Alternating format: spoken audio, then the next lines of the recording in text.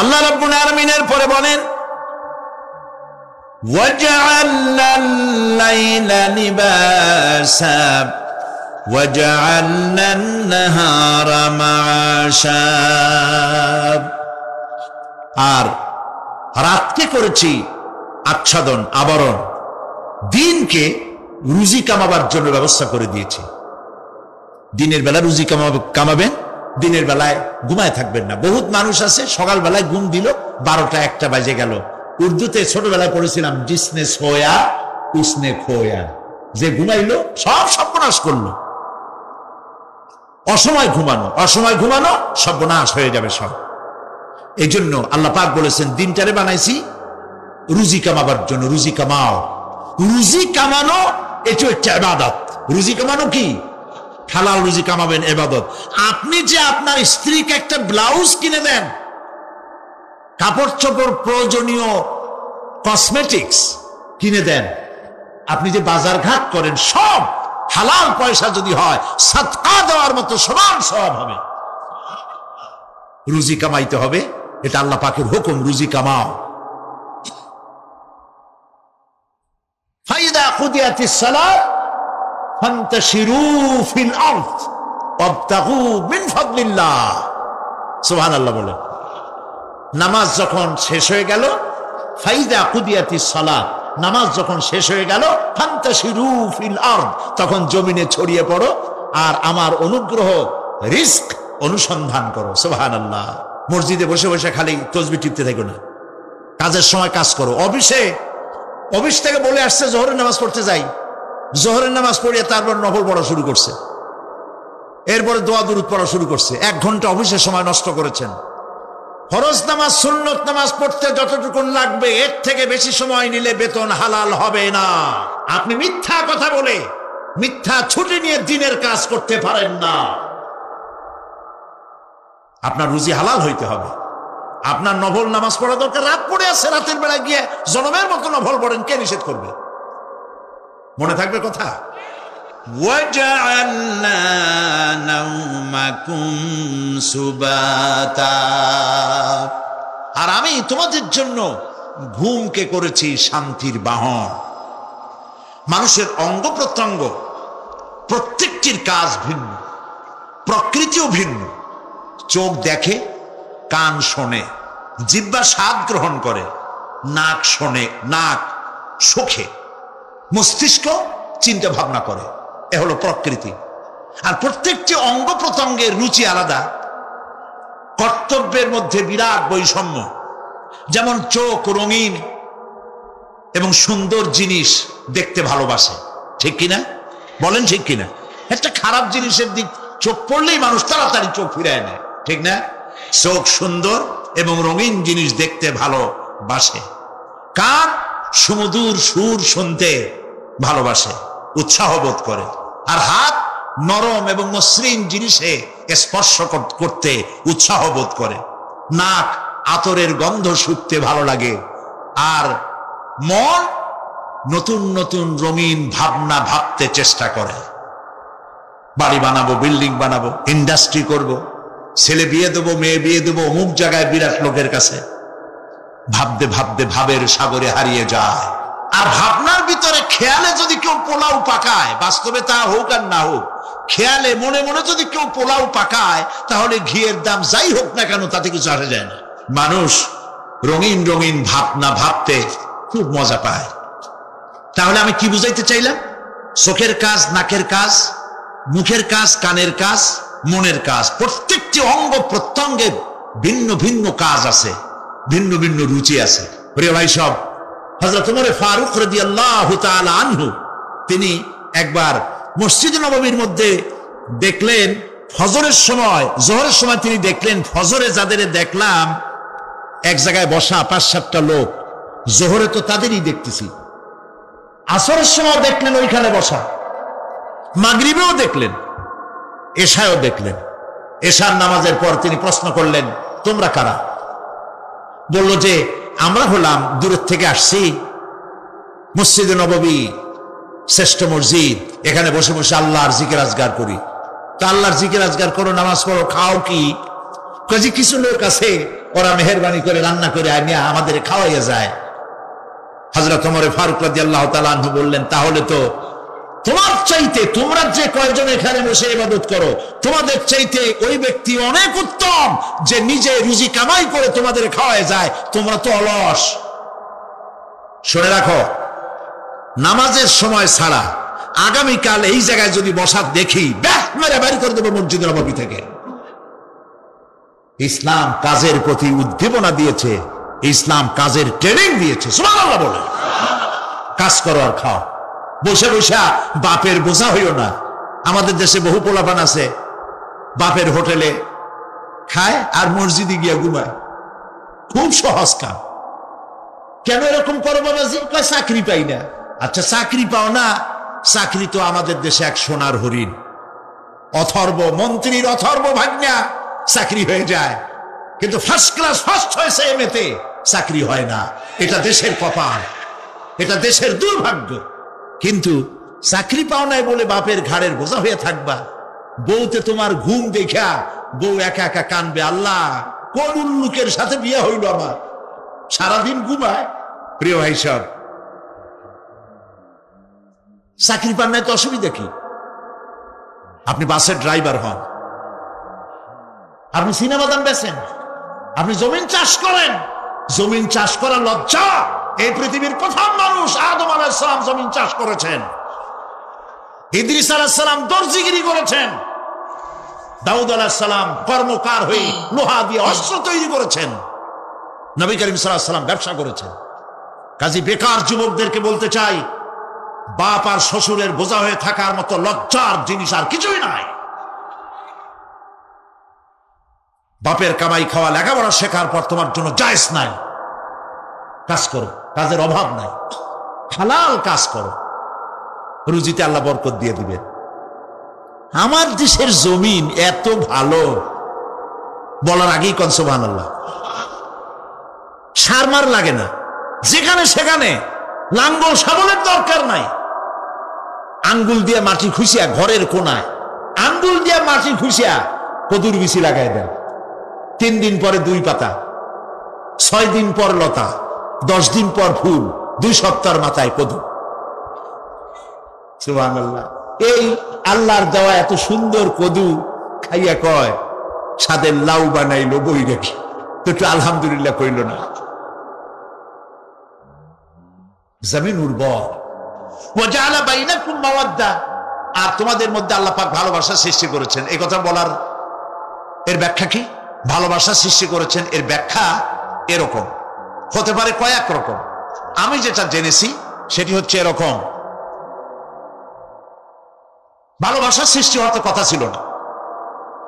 এক পর্যায়ে ভালোবাসা থাকবে কোন একটি বিশেষ সময়, বাকি সব সময় ঝগড়া হবে। এটাই হওয়া স্বাভাবিক ছিল। ধরুন মেয়ের বাড়ি চট্টগ্রাম, ছেলের বাড়ি বরিশাল। মেয়ে শুটকি খেতে খুব পছন্দ করে, ছেলের গন্ধও সহ্য করতে পারে না। ছেলে বলে খড়ে জাত দে, আর মেয়ে বলে খড়ে জাত দে, আর ছেলে বলে যে কমে যাও। মানে একজন আর একজনের ভাষার সাথে মিল নাই। কথা ঠিক কিনা বলেন? ভাষার সাথে মিল নাই, রুচির সাথে মিল নাই। একজনের টক পছন্দ করে আর একজনের টক সহ্য করতে পারে না, আর একজনের শুটকি খায় আর একজনের শুটকি পছন্দ করে না। কাজে রুচি আর অভ্যাস ইত্যাদি দিয়ে সারাদিন স্বামী স্ত্রীর মধ্যে ঝগড়া হওয়া স্বাভাবিক ছিল, ঠিক না? আল্লাহ পাক বলেন, সেখানে আমি এই স্বামী স্ত্রী যখন হয়ে যায় তখন দুজনের মধ্যে আমি ভালোবাসার সৃষ্টি করে দেই। আর সে ভালোবাসা এমন পর্যায়ে চলে যায়, স্ত্রী তার স্বামীর জন্য জীবন দিতে চায়, স্বামী তার স্ত্রীর জন্য জীবনের সবকিছু উজাড় করে দিতে চায়। ওয়াজআলা বাইনাকুম মাওয়াদ্দা, এরপরে সৃষ্টি করি রাহমান।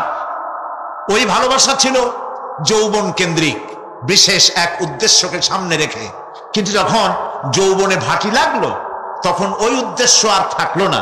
তখন আল্লাহ পাক বলেন, এই সময় তো দুজনের মধ্যে রাগারাগি, খেসাখেসি ইত্যাদি হয়, স্বাভাবিক ছিল, কিন্তু তা হইল না। আমি রহমত দিলাম, করুণা দিলাম। এখন বুড়ারে ছাড়ে বাঁচে না, আর বুড়াও বুড়িরই ছাড়া বাঁচে না।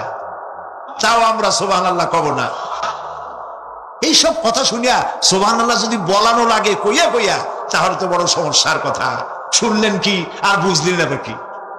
প্রিয় ভাই সব, আমি বুঝতে পারছি আপনারা বলেন ঠিকই, তবে শুনতে শুনতে মোহমুগ্ধ হয়ে বলার সময় পান না। আলহামদুলিল্লাহ, বলি আলহামদুলিল্লাহ। তো আল্লাহ রাব্বুল আলামিন পরস্পরের মধ্যেই ভালোবাসা সৃষ্টি করলেন। এটি আল্লাহ পাকের আয়াত। এটা আল্লাহ পাকের কি বলুন? আয়াত মানে কি? নিদর্শন। আমার ভাইরা, আমার নিজের জীবনে এক দৃষ্টান্ত আমি প্রায় বলি লোকদেরকে। ছোটবেলায় মাদ্রাসা থেকে বাড়ি ফিরতেছি, তখন গয়নার নৌকা, লঞ্চ নাই, নৌকা। সেই নৌকা বিরাট লম্বা নৌকা, 4-5 জনে দাঁড় বায়, বড় বড় লম্বা লম্বা দাঁড়, ছিপ নৌকা, খুব লম্বা নৌকা। এই নৌকাগুলি প্যাসেঞ্জার বহন করে। স্টেশন আসতে পরে ঢোল পিটায়, মানুষ এসে ওঠে। রাতের বেলায় চলতে হয়, রাতেই এগুলো চলতো বেশি, আজকাল এগুলি আর নাই। সেই নৌকার মাঝখানে থাকতো বাঁশ পোতা, 2 দিকে মানুষ শোবে, নৌকার 2 দিকে মাথা দিয়ে, একদিকে পা দিয়ে শোবে। ছাত্র জীবন, শুয়ে আছি এরকম করে, কিন্তু পা লম্বা করা যায় না। পা লম্বা করলে আর একজনের বুকের উপরে গিয়ে ওঠে। এভাবে করে পা কতক্ষণ গোটো করে রাখা যায়? কিছুক্ষণ পর মনের মধ্যে চিন্তা জাগলো যে আল্লাহ, হাঁটুতে তো ব্যথা করতেছে, এই হাঁটুগুলি যদি নাট বল্টুর মতো মোড়ায় মোড়ায় খোলার সিস্টেম করে দিতে, তাহলে তো এখন কষ্ট হতো না। ঠ্যাংডারে মোড়ায়া খুলিয়া তারপরে ব্যাগের মধ্যে ভরিয়া বালিশের কাজে হতো, ঠ্যাংও ব্যথা করতো না। ছাত্র হলে যত চিন্তা মাথার মধ্যে আসে, এইসব চিন্তা, কেলুর মধ্যে একটা মুড়ি পেঁয়াজ হলে ভালো হইতো, এইসব চিন্তা করতেছে। চিন্তা করে করে এক ফাঁকে ঘুম এসে গেল। সকালবেলায় নৌকা যখন ফিরেছে স্টেশনে, ঘুম ভেঙে গেল যাত্রীদের চিৎকারে। একজন বলছে আমার মানি ব্যাগ চুরি হয়েছে, আর একজন বললো আমার হ্যান্ড ব্যাগ গেছে, আর একজন বলছে আমার ব্রিফ কেস গেছে, চোরে নিয়ে গেছে। ওরা তো যার যার হারানো জিনিস নিয়ে ব্যস্ত। আমি তখন তওবা করতেছি যে আল্লাহ, আমার বুদ্ধিমতো যে বুদ্ধি রাত্রে করলাম, এই বুদ্ধিমতো যদি মানুষের হাতে এবং কেনুতে থাকতো নাটবল্টির মতো করে মুড়ি পেঁয়াজ দেওয়া, আর ওইগুলি যদি থাকতো ব্রিফকেসের মধ্যে, হ্যান্ড ব্যাগের মধ্যে, তাহলে তো সকালবেলায় শুনতাম কেউ বলতো যে আল্লাহ আমার তো ঠ্যাং চুরি হয়ে গেছে, কেউ বলতো আমার তো হাত চুরি হয়ে গেছে। আল্লাহ আল্লাহ আল্লাহ আল্লাহ, আল্লাহু আকবার। আল্লাহ সুবহানাহু ওয়া তাআলা কি সুন্দর করে তৈরি করেছেন। এত হাল তারা মিন ফুতুর, আমার সৃষ্টি নৈপুণ্যতার ভেতরে কোনো ভুল দেখতে পাও? কোনো ভুল পাবে না। আমার সৃষ্টি নৈপুণ্যতার ভেতরে কোনো ভুল নাই। সুবহানাল্লাহি বিহামদিহি, সুবহানাল্লাহি বিহামদিহি। এত সুন্দর করে আল্লাহ সুবহানাহু ওয়া তাআলা মানুষ সৃষ্টি করলেন। খালাকাল ইনসান আল্লামাহুল বায়ান। তিনি মানুষকে কথা বলা শিখিয়েছেন, তিনি মানুষকে সৃষ্টি করেছেন এত সুন্দর করে, চামড়া দিয়ে, সুন্দর করে চোখ দিয়ে, চুল দিয়ে, মুখ দিয়ে, কি সুন্দর করে বানিয়েছেন। সুবহানাল্লাহ। দেখুন, পায়ের তালুর চামড়া একরকম, তলার চামড়া আর এক রকম, বুকের চামড়া একরকম, পিঠের চামড়া আর এক রকম, ঠিক কিনা কন? পায়ের উপরের যে চামড়া, ওই চামড়াটা যদি পায়ের তলায় হতো, 2 দিনও হাঁটা যেত না। প্রতি সপ্তাহে 3 বার করে হাফসুল করা লাগতো। কন ঠিক কিনা? আল্লাহ সুবহানাহু ওয়া তাআলা যেখানে যেটা দরকার তাই দিয়েছেন। আর ওরা বলে কি, কয় যে আল্লাহ নাই, দেয়ার ইজ নো গড। ছাগল কোথাকার। গ্যাগারিন বলেছে, ইউরি গ্যাগারিন প্রথম মহাশূন্যচারী, মহাশূন্য পরিভ্রমণ করে এসে বললেন যে মহাশূন্যের লক্ষ লক্ষ মাইল পরিভ্রমণ করে এলাম। মহাশূন্যে হিন্দুরা যাকে ভগবান বলে, খ্রিস্টান যাকে গড বলে, মুসলমানেরা যারা আল্লাহ বলে, এই লক্ষ লক্ষ মাইলের কোন জায়গায় অস্তিত্ব দেখলাম। কিসের আল্লাহ, কিসের গড? নাউযুবিল্লাহি মিন যালিক। আল্লাহ রাব্বুল আলামিন তিনি বলছেন আমি মানুষ সৃষ্টি করেছি। খালাকাল ইনসানা আল্লামাহুল বায়ান। মানুষ সৃষ্টি করেছি, শুধু মানুষকে সৃষ্টি করি নাই, আমি আবার তার জোড়াও তৈরি করে দিয়েছি। মানুষ একা একা না, পৃথিবীতে সব জোড়ায় জোড়ায় তৈরি করেছি। উদ্ভিদের মধ্যে জোড়া তৈরি করেছি, প্রাণী জগতের মধ্যে জোড়া তৈরি করেছি। এই দুনিয়ার ভিতরে যা কিছু আছে, উদ্ভিদ হোক আর মানুষ হোক, প্রাণী জগৎ হোক, সবগুলিকে আমি আল্লাহ জোড়া বানাইছি। জোড়ায় জোড়ায় নর এবং নারী সবগুলির মধ্যে করে দিয়েছি। ওয়া মিন আয়াতিহি আন খালাকা লাকুম মিন আনফুসিকুম আজওয়াজান লিতাসকুনু ইলাইহা ওয়া জাআলা বাইনাকুম মাওয়াদ্দাতান ওয়া রাহমা। আল্লাহ রাব্বুল আলামিন বলেন আমার অগণিত নিদর্শনের ভিতরে এটাও একটি নিদর্শন যে আমি তোমাদের থেকে তোমাদের জোড়া তৈরি করেছি, তোমাদের স্ত্রীদেরকে তৈরি করেছি, যাতে করে তোমরা তাদের কাছে শান্তি পাও। আর তোমাদের মধ্যে ভালোবাসা সৃষ্টি করেছি, মহব্বত সৃষ্টি করে দিয়েছি। আর পরিণত বয়সে এই মহব্বতকে আমি আল্লাহ করুণার সহৃদয়তায় পরিণত করে দেই। তোমার থেকে তোমার জোড়া নারী সৃষ্টি করেছি, স্ত্রী। সেই স্ত্রীর কাছে তুমি তোমার স্বস্তি শান্তি ফিরে পাবে। আর যখন বৃদ্ধ হয়ে যাবে তখন এই ভালোবাসাটা আমি করুণা আর মহব্বতের মধ্যে পয়দা করে দেই। এর দ্বারা এই ভালোবাসা এবং মহব্বতের মাধ্যমে সন্তান সন্ততি পৃথিবীতে আসে, নাতি আসে, পৌত্র আসে, পৌত্রী আসে। এভাবে করে আত্মীয় স্বজন পরিবেষ্টিত অবস্থায় দুনিয়ায় মানব বংশ আমি এভাবে করে বৃদ্ধি করি। আর এরপরে মানব সৃষ্টি করে মানুষকে এক পরিবেশ সৃষ্টি করে দিয়ে তাকে কথা বলারও আমি ভাষা শিখিয়েছি। আল্লামাহুল বায়ান, মানুষকে আমি কি শিক্ষা দিয়েছি? কথা বলতে আমি শিক্ষা দিয়েছি। কথা বলার কারণেই মানুষ মানুষ, আর কথা বলতে পারে না বলে মানুষের সাথে পশুর সাথে এই বিরাট পার্থক্য। পশু কথা বলতে পারে না, মানুষ কথা বলতে পারে। কথা বলা হচ্ছে মানুষের একটা বিশেষ বৈশিষ্ট্য। আরে বায়ান শব্দের অর্থ শুধু কথা নয়, বায়ান শব্দের অর্থ হচ্ছে চেতনা, বুদ্ধি, অনুভূতি, প্রজ্ঞা, মেধা, চিন্তা, বিবেচনা, ইচ্ছা শক্তি, প্রতিরোধ শক্তি, এ সবগুলি বায়ানের ভিতরে সীমাবদ্ধ। যে আমি বায়ান শিক্ষা দিয়েছি, তার মানে এতগুলি জিনিস আমি তোমার মধ্যে আমি সৃষ্টি করে দিয়েছি মানুষের মধ্যে। এরপরে এ বায়ান একটি শিক্ষা। শিক্ষা বলতে বোঝায়, এই শিক্ষাটা আল্লাহ সবাইকে দিয়েছেন। মাছ সাঁতার কাটতে পারবে, পাখি আকাশে উঠতে পারবে, পাখিকে আল্লাহ ওড়ার ক্ষমতা দিয়েছেন। মুরগির বাচ্চা ডিমের থেকে বের করে পানির মধ্যে ছেড়ে দিবেন, ও সাঁতার কাটতে পারবে না। আপনি আমারে কোন মুরগির ডিমের ভিতরে মুরগির বাচ্চা, হাঁসের ডিমের ভিতরে হাঁসের বাচ্চা, সে কি করে বোঝে ডিমের কোন অংশ পাতলা? সেই অংশটা সে অপারেশন শুরু করে দেয়। সে কিন্তু সব জায়গায় ঠোকায় না। ওই ডিমের পর্দার ভিতরে একটা অংশ আছে পাতলা, সামান্য পাতলা, সেই পাতলা অংশ সে ঠুক করে একটুখানি অপারেশন করে, পর্দাটা ফেটে যায়, সেখান থেকে সে বেরিয়ে আসে। কে শিখালো যে এই জায়গায় ঠুক করে আওয়াজ কর, বেরোতে পারবি? কে শিখালো? আল্লাহ শিক্ষা দিয়েছেন। এটা বায়ানের অন্তর্গত। মানুষকে দিয়েছেন বায়ান, ওকে দিয়েছেন শিক্ষা। হাঁসের বাচ্চা পানির ভিতরে ছেড়ে দিলে ওকে সাঁতার কাটতে হবে, কে শিখালো? আল্লাহ পাক। বাতাসে পাখিরা উড়ে বেড়ায় ডানা মেলে। আওয়ালাম ইয়ারাও ইলা তায়রি সাফাতিন ওয়া ইয়াকবিদনা মা ইউমসিকুহুন্না ইল্লার রাহমান। দেখে নাকি তারা পাখিটি কেমন? মেলি দুটি লঘু ডানা, উড়িয়া বেড়ায় শূন্যের পরে নাহি তার কোনো মানা। আবার সে ডানা গুটাইয়া চলে কিন্তু পরে না তবু, বলকে বাতারে শূন্যে রাখিছে ভিন্ন সে এক প্রভু। প্লেনের মতো, এরোপ্লেনের মতো, দেখছেন না পাখিগুলি এরকম এরকম করে ওড়ে। আবার কখনো উঠতে গিয়ে আর ডানা দোলায় না, দুটো ডানা শরীরের সাথে মিশাইয়া একেবারে রকেটের মতো উড়ে চলে যায়, কিন্তু পড়ে যায় না। কে তাকে শূন্যের উপরে রেখেছে? জোরে কন, কে রেখেছে? এই ট্রেনিং আল্লাহ পাক তাকে দিয়েছেন। আল্লাহ পাক তাকে এই শিক্ষা দিয়েছেন। এই শিক্ষা, পানিতে সাঁতার কাটবে মাছ, বায়ুতে ভেসে বেড়াবে পাখি, তারপরে মানুষের চোখের পলক পড়বে, পাকস্থলী হজম করবে, এসব শিক্ষা আল্লাহ দিয়েছেন। প্রত্যেকটা জিনিসকে সৃষ্টি করেছেন, আর তার কাজটাও কিভাবে হবে তা আল্লাহ পাক শিখিয়ে দিয়েছেন। এই জন্য শুধুমাত্র এই শিক্ষাটুকুনি নয়, মূল শিক্ষা হচ্ছে আল্লামাহুল বায়ান। এর আসল অর্থ হলো মানুষের জ্ঞানের পূর্ণতার জন্য আল্লাহ পাক বায়ান দিয়েছেন। সে বায়ান হচ্ছে কোরআনে কারীম। সে বায়ান কি? কোরআন। এই কোরআন হচ্ছে মানুষের জ্ঞানের পূর্ণতা। কোরআন দিয়েই মানুষের জ্ঞান পরিপূর্ণ হয়।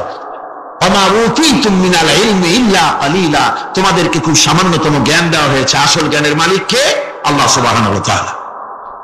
আল্লাহ রাব্বুল আলামিন বলেন, আশ-শামসু ওয়াল কমারু বিহুসবান ওয়ান নাজমু ওয়াশ-শাজারু ইয়াসজুদান। সূর্য এবং চন্দ্র একটা বিরাট একটা হিসাবের অনুসরণে বাধ্য। সূর্য আর চন্দ্র একটা হিসাবের অনুসরণে বাধ্য। এর ব্যতিক্রম হওয়ার কোনো উপায় নাই। সূর্য এবং চন্দ্র তার আপন আপন কক্ষপথে ঘুরবে, ইচ্ছে মাফিক সূর্য চন্দ্র ঘুরতে পারবে না। তার সময় সূর্য এসে বলতে পারবে না বেটার আচ্ছা আমি এখন উদিত হব, পারবে? পারবে না।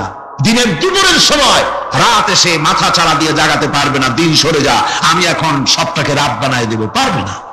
চন্দ্র এবং সূর্য একটা নির্ধারিত একটা হিসাবের অনুসরণে তারা রয়েছে, আর এই হিসাবের নিয়ম, কঠোর হিসাবের নিয়মতান্ত্রিকতার ভেতরে থাকার কারণেই মানুষের জন্য চন্দ্র, মাস, বছর ইত্যাদি গণনা মানুষের জন্য আল্লাহ সহজ করে দিয়েছেন। আল্লাহ পাকের নবীর কাছে জিজ্ঞাসা করা হচ্ছে,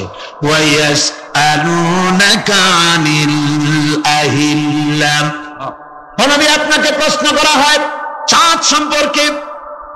কাফেররা প্রশ্ন করেছে চাঁদের ক্রমবর্ধমান ক্রমহ্রাস কেন, চাঁদ বাড়ে কেন, কমে কেন, আপনারে জিজ্ঞাসা করা হয়, আপনি জবাবে বলুন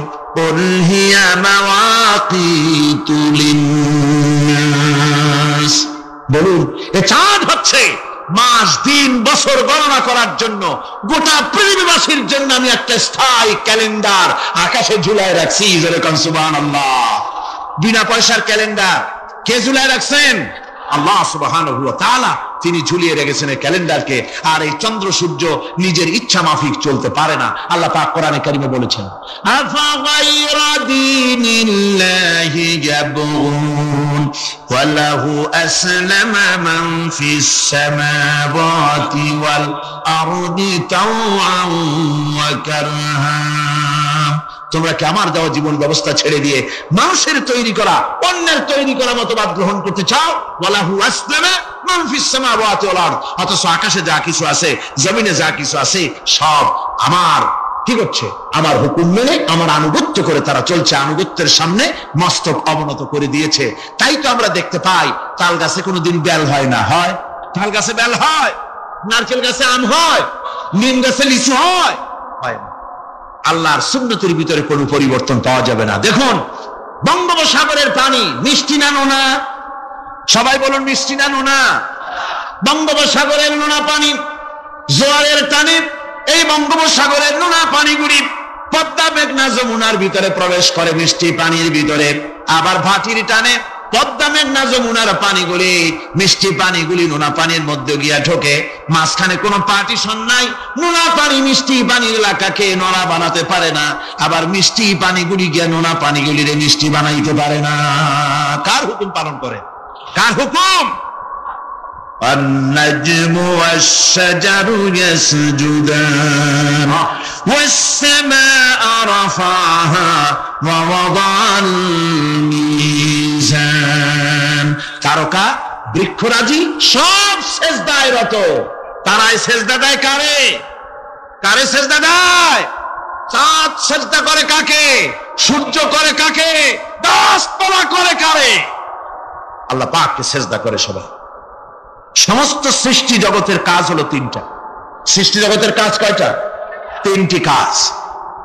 একটা কাজ হচ্ছে সৃষ্টি জগৎ মহান আল্লাহর উদ্দেশ্যে সিজদা করবে, তার হামদ করবে, তার তাসবিহ করবে। তিনটা কাজ, সিজদা করবে, হামদ করবে, তাসবিহ করবে। এই তিনটা কাজ হচ্ছে সৃষ্টি জগতের।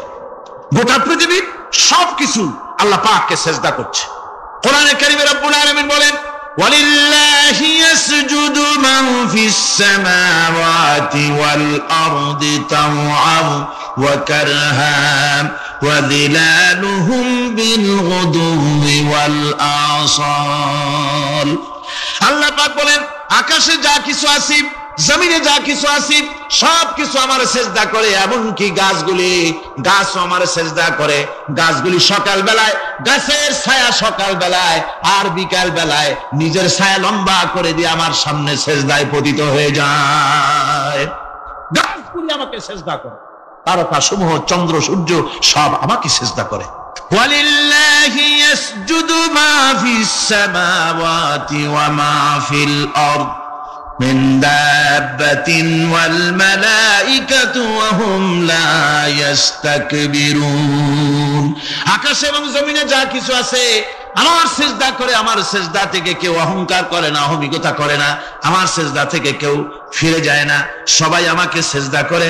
সুতরাং ও মানুষ, আমার দরবারে সিজদায় মাথা নত করে দাও। সবগুলি আমার সামনে সিজদা করতেছে। আলাম তারা আন্নাল্লাহা ইয়াসজুদু লাহু মান ফিস সামাওয়াতি ওয়া মান ফিল আরদ ওয়াশ-শামসু ওয়াল কামারু ওয়ান নুজুমু ওয়াল জিবালু ওয়াশ-শাজারু ওয়াদ-দাওয়াবু ওয়া কাসীরুম মিনান নাস।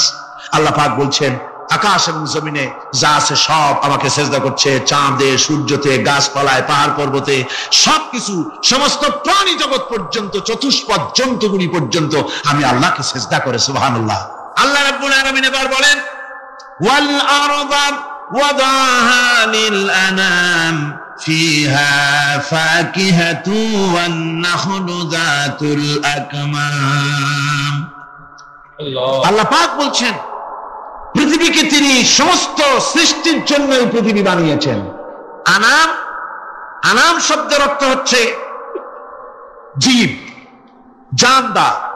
যত জানদার আছে সমস্ত জানদারদের জন্য আল্লাহ পাক এই পৃথিবীকে বানিয়েছেন। অর্থাৎ যাদের প্রাণ আছে, প্রাণী সময়ের জন্য আল্লাহ যা সৃষ্টি করেছেন সেটা হলো এই পৃথিবী। এই পৃথিবী ছাড়া অন্য কোথাও কোন প্রাণী বসবাসের উপযোগী করে আল্লাহ তৈরি করেন নাই।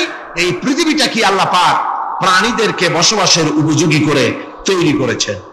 তারপরে বলছেন, পৃথিবী তো তৈরি করলাম, এরপরে আমি তাদের সমস্ত খাবার দাবারের ব্যবস্থাও করেছি। খেজুরগুলিকে আমি প্যাকেট করে তোমাদের সামনে দিয়েছি, আচ্ছাদন দিয়ে দিয়েছি। খেজুরের কথা এখানে বলা হয়েছে, শুধু খেজুর খেজুর নয়, খেজুর, আঙ্গুর, বেদানা, আপেল, যত খাবার আমাদের সামনে আল্লাহ দিয়েছেন সমস্ত খাবারগুলি প্যাকেট করা। জোরে বলেন, কি করা? প্যাকেট করা। কি মহব্বত করে আল্লাহ দিয়েছেন। কলা বলেন, তাল বলেন, বেল বলেন, সব খাবারগুলিকে আল্লাহ পাক প্যাকেট করে মানুষের সামনে হাজির করেছেন। কারণ ওয়ালাকাদ কাররামনা বানি আদমা, যেহেতু আদম সন্তানকে আমি সম্মানিত করেছি, তাই আদম সন্তানের সামনে, ভদ্র সম্মানিত মেহমানের সামনে যত খাবার দিলাম সব খাবারগুলিকে আমি গুছিয়ে সুন্দর করে সাজিয়ে আমি কভার করে তোমার সামনে পেশ করেছি। ওয়াল হাব্বুজুল আসফি ওয়ার রাইহান, এরপরে দানা দিয়েছি, ভুসি দিয়েছি। দানা হচ্ছে মানুষের খাবার, ভুসি হচ্ছে পশুর খাবার। এই মানুষের খাবার, পশুর খাবার সবকিছু আমি পরিবেশন করেছি। এরপর আল্লাহ বলছেন, ফাবিআইয়ি আলা রাব্বিকুমা তুকাযিবান। আল্লাহ পাক বলছেন, কোন নিয়ামতকে, তোমার প্রভুর কোন নিয়ামতকে অস্বীকার করতে পারো? আল্লাহর কোন নিয়ামতকে অস্বীকার করতে পারবে না। এভাবে হাজারো নিয়ামত দিয়ে আমি তোমাদেরকে সমৃদ্ধ করেছি। সূরা আর রহমান একেবারে শেষ পর্যন্ত আল্লাহর এই সমস্ত নিয়ামত দিয়ে ভরা, নিয়ামতের কথা দিয়ে, রহমতের কথা দিয়ে ভরা। যেরকম সুবহানাল্লাহ বিহামদিহি। আল্লাহ পাক বলছে, খলাকাল ইনসানা আল্লামাহুল বায়ান।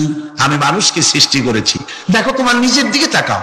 ফালইয়ানজুরিল ইনসানু মিম্মা খুলিক। কিভাবে মানুষ তোমাকে সৃষ্টি করা হলো একবার তাকায় দেখো, তোমার শরীরের দিকে একটু তাকায় দেখো তো, কেমনে আমি বানাইলাম, কিভাবে তৈরি করলাম, লক্ষ্য করো। এই যে মাথা, এই মাথাটার ভিতরে আছে মগজ, ব্রেইন। বিজ্ঞানীরা বলেছেন এতে 1000 মিলিয়ন নার্ভ সেলস আছে। এর মধ্যে 1000 মিলিয়ন নার্ভ সেল। সেল হচ্ছে CELL, সেল। সেল মানে কোষ। এই 1000 অনুভূতি কোষ, 1000 মিলিয়ন অনুভূতি কোষ রয়েছে মাথার ভেতরে। মস্তিষ্কের এসব কোষগুলি, এসব সেলগুলি, তার মধ্যে আবার আছে নার্ভ ফাইবার, অর্থাৎ সূক্ষ্ম সূক্ষ্ম নার্ভ সুতা। সমগ্র শরীরের মধ্যে তা ছড়িয়ে দেওয়া আছে। এই সূক্ষ্ম সুতার মাধ্যমে ঘন্টায় 70 মাইল বেগে শরীরের প্রত্যেকটা অঙ্গ প্রত্যঙ্গের খবর মস্তিষ্কের মধ্যে চলে যায়। সুবহানাল্লাহ বিহামদিহি। আপনার পায়ে যদি কাটা ফোটে, শরীরে যদি ব্যথা লাগে ঘন্টায় 70 মাইল বেগে সূক্ষ্ম সূক্ষ্ম যে তারগুলি আল্লাহ দিয়েছেন ওই তারের মাধ্যমে আপনার মাথায় চলে যায়, মস্তিষ্কে গেলে পরে তড়িৎ গতিতে সিদ্ধান্ত হয় কাঁটা তুলতে হবে।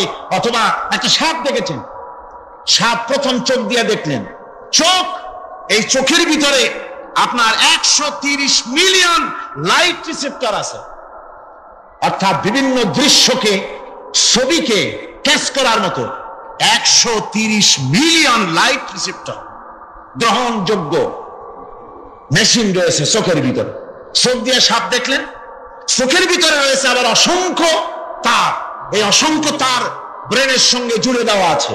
চোখ সাপ দেখলো, 70 মাইল বেগে প্রতি ঘন্টায় এই খবর তড়িৎ প্রবাহের মতো মস্তিষ্কের ভেতরে চলে গিয়েছে।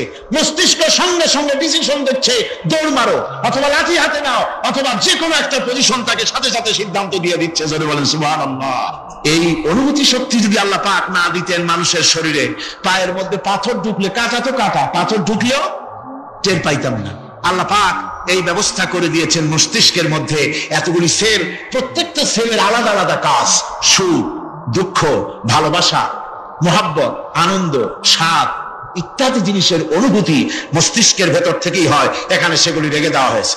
তারপরে রয়েছে এই মস্তিষ্কের ভেতরে মেমোরি, স্মৃতি, স্মৃতি শক্তি। দেখুন টেপ রেকর্ডারে ওয়াজগুলি রেকর্ড হচ্ছে, তাফসীর রেকর্ড হচ্ছে। কিছুদিন পর ওই রেকর্ডের উপরে আর একটা কথা যদি উঠান, তাহলে প্রথম কথা থাকবে, প্রথম গান বা ওয়াজ থাকবে, নষ্ট হয়ে যাবে।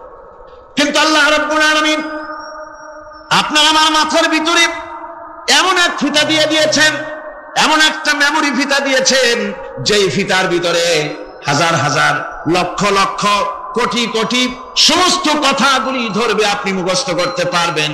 আগে যা মুখস্থ করেছেন পরে মুখস্থ করলে পরে আগেরটা মুছে যাবে না। সুবহানাল্লাহ বিহামদিহি। কি সুন্দর করে মস্তিষ্কের ভেতরে এই মেমোরি শক্তিকে আল্লাহ পাক তৈরি করে দিয়েছেন। চিন্তা করলে মাথা নত হয়ে যাবে আল্লাহর দরবারে।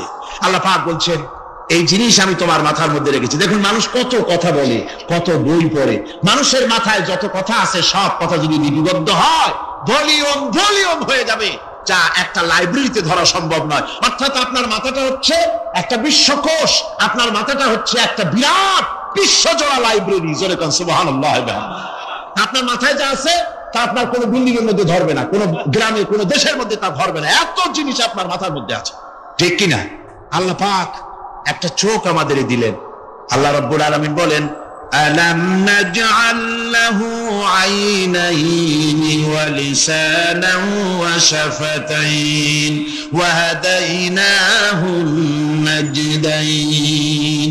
আমি কি তোমাদেরকে দুটি চক্ষু আর জিহ্বা, আর আমি কি তোমাদের দুটি চক্ষু, দুটি ঠোঁট আর জিহ্বা কি আমি তোমাদের দেই নাই, যা দিয়া তোমরা দেখতে পাও, যা দিয়া তোমরা অনুভূতি, মাথার ভিতরে অনুভূতি জাগে। এই যে দুটো চোখ দিলাম, সুবহানাল্লাহ, সুবহানাল্লাহ বলেন। দুটি চোখ আছে বলে এই সুন্দর পৃথিবী দেখতে পাই। চোখ দুটি না থাকলে পৃথিবী অন্ধকার, মা দেখতে পাবো না, কোরআন দেখতে পাবো না, পৃথিবী দেখতে পাবো না, বাপ দেখতে পাবো না, সন্তান দেখতে পাবো না, দুনিয়াটা মিথ্যা হয়ে যাবে, ঠিক কিনা? ছোট্ট চোখ, 1 থেকে 1.5 ইঞ্চির ভিতরে এত সুন্দর দুটি ক্যামেরা, যে ক্যামেরা দিয়া দুনিয়ার সব কিছুকে ক্যাচ করা যায়, সব ক্যাচ করা যায়। বলুন তো, এমন একটা বাক্স আপনারা কেউ বানায় দিতে পারবে যে বাক্সের ভিতরে হাতি, ঘোড়া, বাঘ, ভল্লুক, ময়না, টিয়া, পাহাড়, পর্বত, নদ, নদী, কীট, পতঙ্গ, তরু, লতা, গাছপালা, গোষ্ঠী শুদ্ধা ধরবে, আরো খানিকটা জায়গা বাকি থাকবে, এরকম একটা বাক্স কেউ বানায় দিতে পারবে? এমন একটা বাক্স পৃথিবীর কোন মিস্ত্রি বানাতে পারবে না। কিন্তু আল্লাহ রাব্বুল আলামিন আপনার আমার কপালের নিচে 1 থেকে 3 ইঞ্চির ভিতরে এমন 2টা ফিল্ম বক্স তৈরি করে দিয়েছেন, যা দিয়ে তাকাবেন আপনি কোটি কোটি মানুষ দেখবেন, পাহাড় দেখবেন, সমুদ্র দেখবেন, সূর্য দেখবেন, চন্দ্র দেখবেন। এত কিছু দেখার পরেও চোখের ভিতরে আরো খানিকটা জায়গা ফাঁকা থেকে যায়। কি বিরাট নিয়ামত এই চোখ আল্লাহ পাক আমাদেরকে দান করেছে। এই চোখকে হেফাজতের জন্য আবার চোখের উপরে সানসেট তুলে দেওয়া আছে, সানসেট ভুরু, আল্লাহ ভুরু লাগাই দিয়েছেন। নিচে একটু হাড় জায়গায় দিয়েছে, উপরে সানসেট, ভেতরে চোখ, যাতে করে বল এসে লাগলে পরে চোখটা গলে না যায়, আছাড় খেলে পরে চোখটা গলে না যায়, চোখটাকে সেফ সাইডে রেখে দিয়েছেন আল্লাহ পাক সুবহানাহু ওয়া তাআলা। আল্লাহ পাকের কাছে শুকরিয়া তো আদায় করলাম না, আদায় করি। আসুন পড়ি আমরা সবাই, আলহামদুলিল্লাহি রাব্বিল আলামিন। আল্লাহ পাক বলেন আলাম নাজআল লাহু আইনাইনি ওয়া লিসানাও ওয়া শাফাতাইন, জিহ্বা দিলাম আমি তোমাকে, এই জিহ্বার ভিতরে 3000 আস্বাদন স্তর আছে। বিজ্ঞানীরা বলেছেন একটা জিহ্বার মধ্যে 3000 আস্বাদন স্তর আছে। প্রত্যেকটা স্তরের সাথে মস্তিষ্কের সাথে তার লাগানো আছে। জিহ্বায় সব জিনিসের টেস্ট নেবেন আর তার অনুভূতি, তার স্বাদটা ওখানে টের পাবে মস্তিষ্কের ভেতরে। এই জিহ্বা আল্লাহ পাক দান করে দিলেন মুখের মধ্যে, সুবহানাল্লাহু বিহামদিহি। সব রকমের স্বাদ পান না একরকম, জিলাপির স্বাদ একরকম, রসগোল্লার স্বাদ আর একরকম, ছানার স্বাদ আর একরকম, বেলের স্বাদ একরকম, তালের স্বাদ আর একরকম, মুরগির স্বাদ একরকম, খাসির স্বাদ আর একরকম, লোট্টা ফিশের স্বাদ একরকম, শুটকির স্বাদ আর একরকম, কোরাল মাছের স্বাদ আর একরকম, শাকের স্বাদ আর একরকম।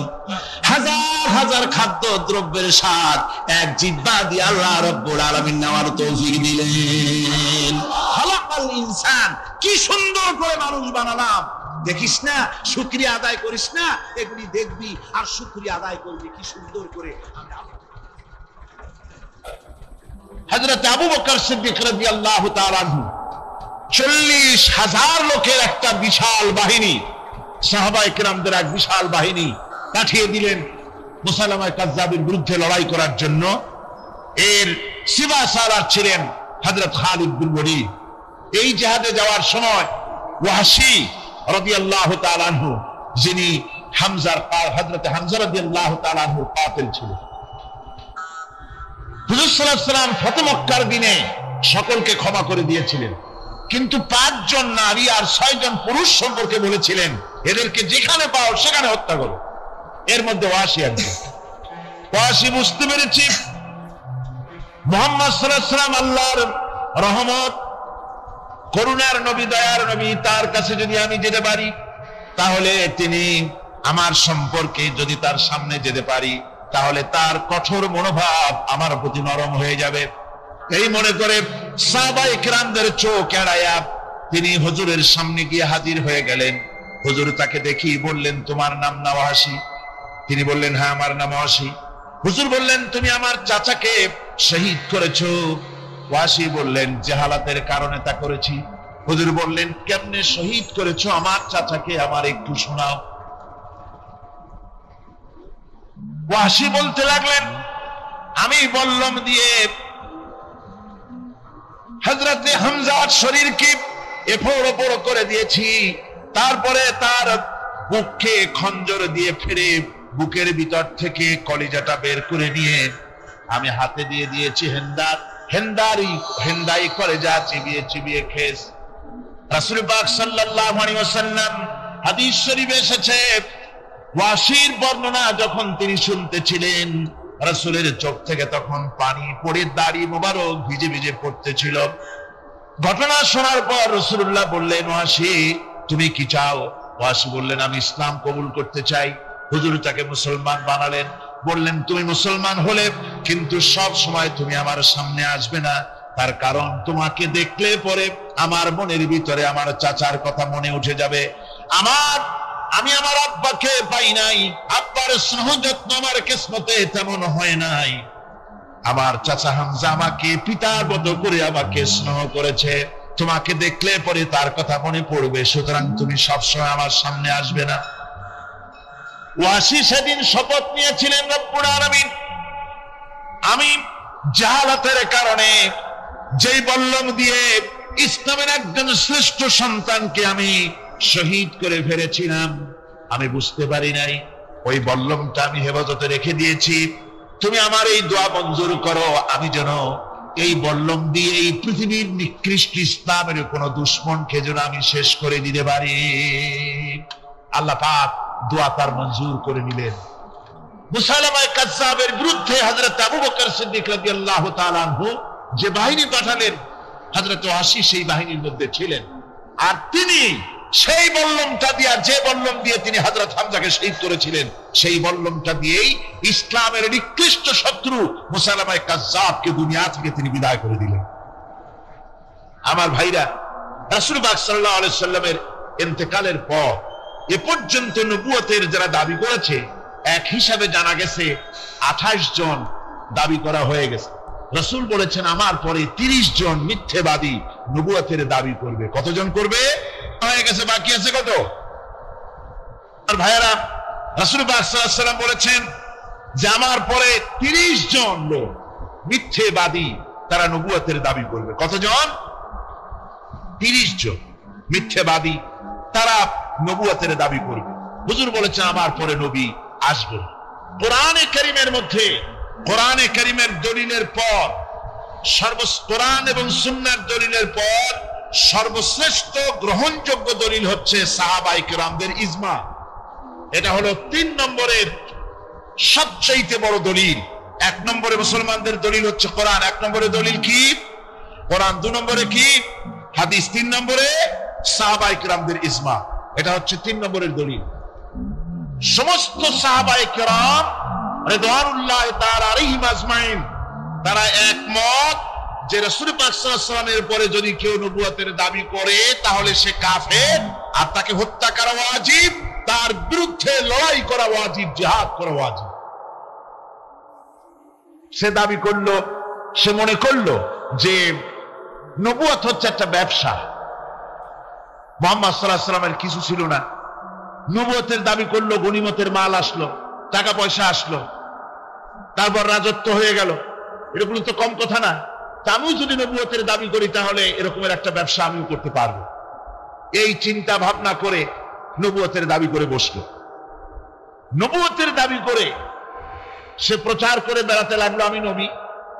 তারপর তার উম্মতেরা বলল যে আচ্ছা আপনি তো নবী বুঝলাম, তা মুহাম্মদ সাল্লাল্লাহু আলাইহি ওয়াসাল্লামের উপরে ওহী নাজিল হয়, আপনি তো কোনো নতুন ওহী আমাদের দিতে পারলেন না, কোন সূরাও এ পর্যন্ত আসলো না। মুসাইলামা কাজ্জাব বলল দেখো কেবল না নবী হলাম, একটু সময় দাও ওহী আসা। কিছুদিন পর বলল যে সূরা একটা এসে গেছে। বলে কি? সে সূরা কাউসারের একটা প্যারোডি তৈরি করলো। বলল আমার উপরে একটা নতুন সূরা আসছে, সূরাটি হচ্ছে ইন্না আতাইনাকাল আকাক ফাসাল্লি লিরাব্বিকা ওয়াজাক ইন্না শানিয়াকা হুয়াল আবলাক। এর অর্থ হচ্ছে আমি তোমাকে আকাক পক্ষী দান করেছি। আর আকাক পক্ষী বলা হয় হুতুম পেঁচাকে। ও যে কায়দার নবী, পাখিটাও পাইছে সেই কায়দারই। তারপরে ফাসাল্লি লিরাব্বিকা ওয়াজাক, সুতরাং তোমার প্রভুর উদ্দেশ্যে নামাজ পড়ো আর জোরে সোরে চিৎকার করো। মনে রেখো তোমার দুশ্মন হবে শ্বেত এবং কৃষ্ণ বর্ণের। এর না আছে কোনো গোড়া, না আছে এর মাথা, না আছে এর কোনো অর্থ, না আছে কিছু। এই জাতীয় সূরা দেখিয়া উম্মতেরা বলল কি যে আশ্চর্য কথা, মুহাম্মদ সাল্লাল্লাহু আলাইহি ওয়াসাল্লামের উপরে যে সূরা নাজিল হয়েছে তা পড়তে কত সুন্দর, কত ভাব গম্ভীর, আরে কি একটা সূরা নাজিল হলো। তারা নিজেরা বলা কওয়া করলো। আর একবার ধরলো মুসাইলামাকে, তারা বলল মুহাম্মদ সাল্লাল্লাহু আলাইহি ওয়াসাল্লাম তাকে তার উম্মতেরা তাদের বাগানে নিয়ে যায়। মিলে পড়ে যে বাগান থেকে তিনি যান, গাছে খোরমা না থাকলে খোরমা হয়ে যায়। কোন পানি শূন্য কুয়ার কাছ থেকে গেলে তার বরকতে কুয়ায় পানি চলে আসে। তো আপনি এরকমের কিছু আমাদের দেখান। বললো আমাকেও তোমরা এভাবে নিয়ে যাও। তখন তাকে নিয়ে যাওয়া হলো।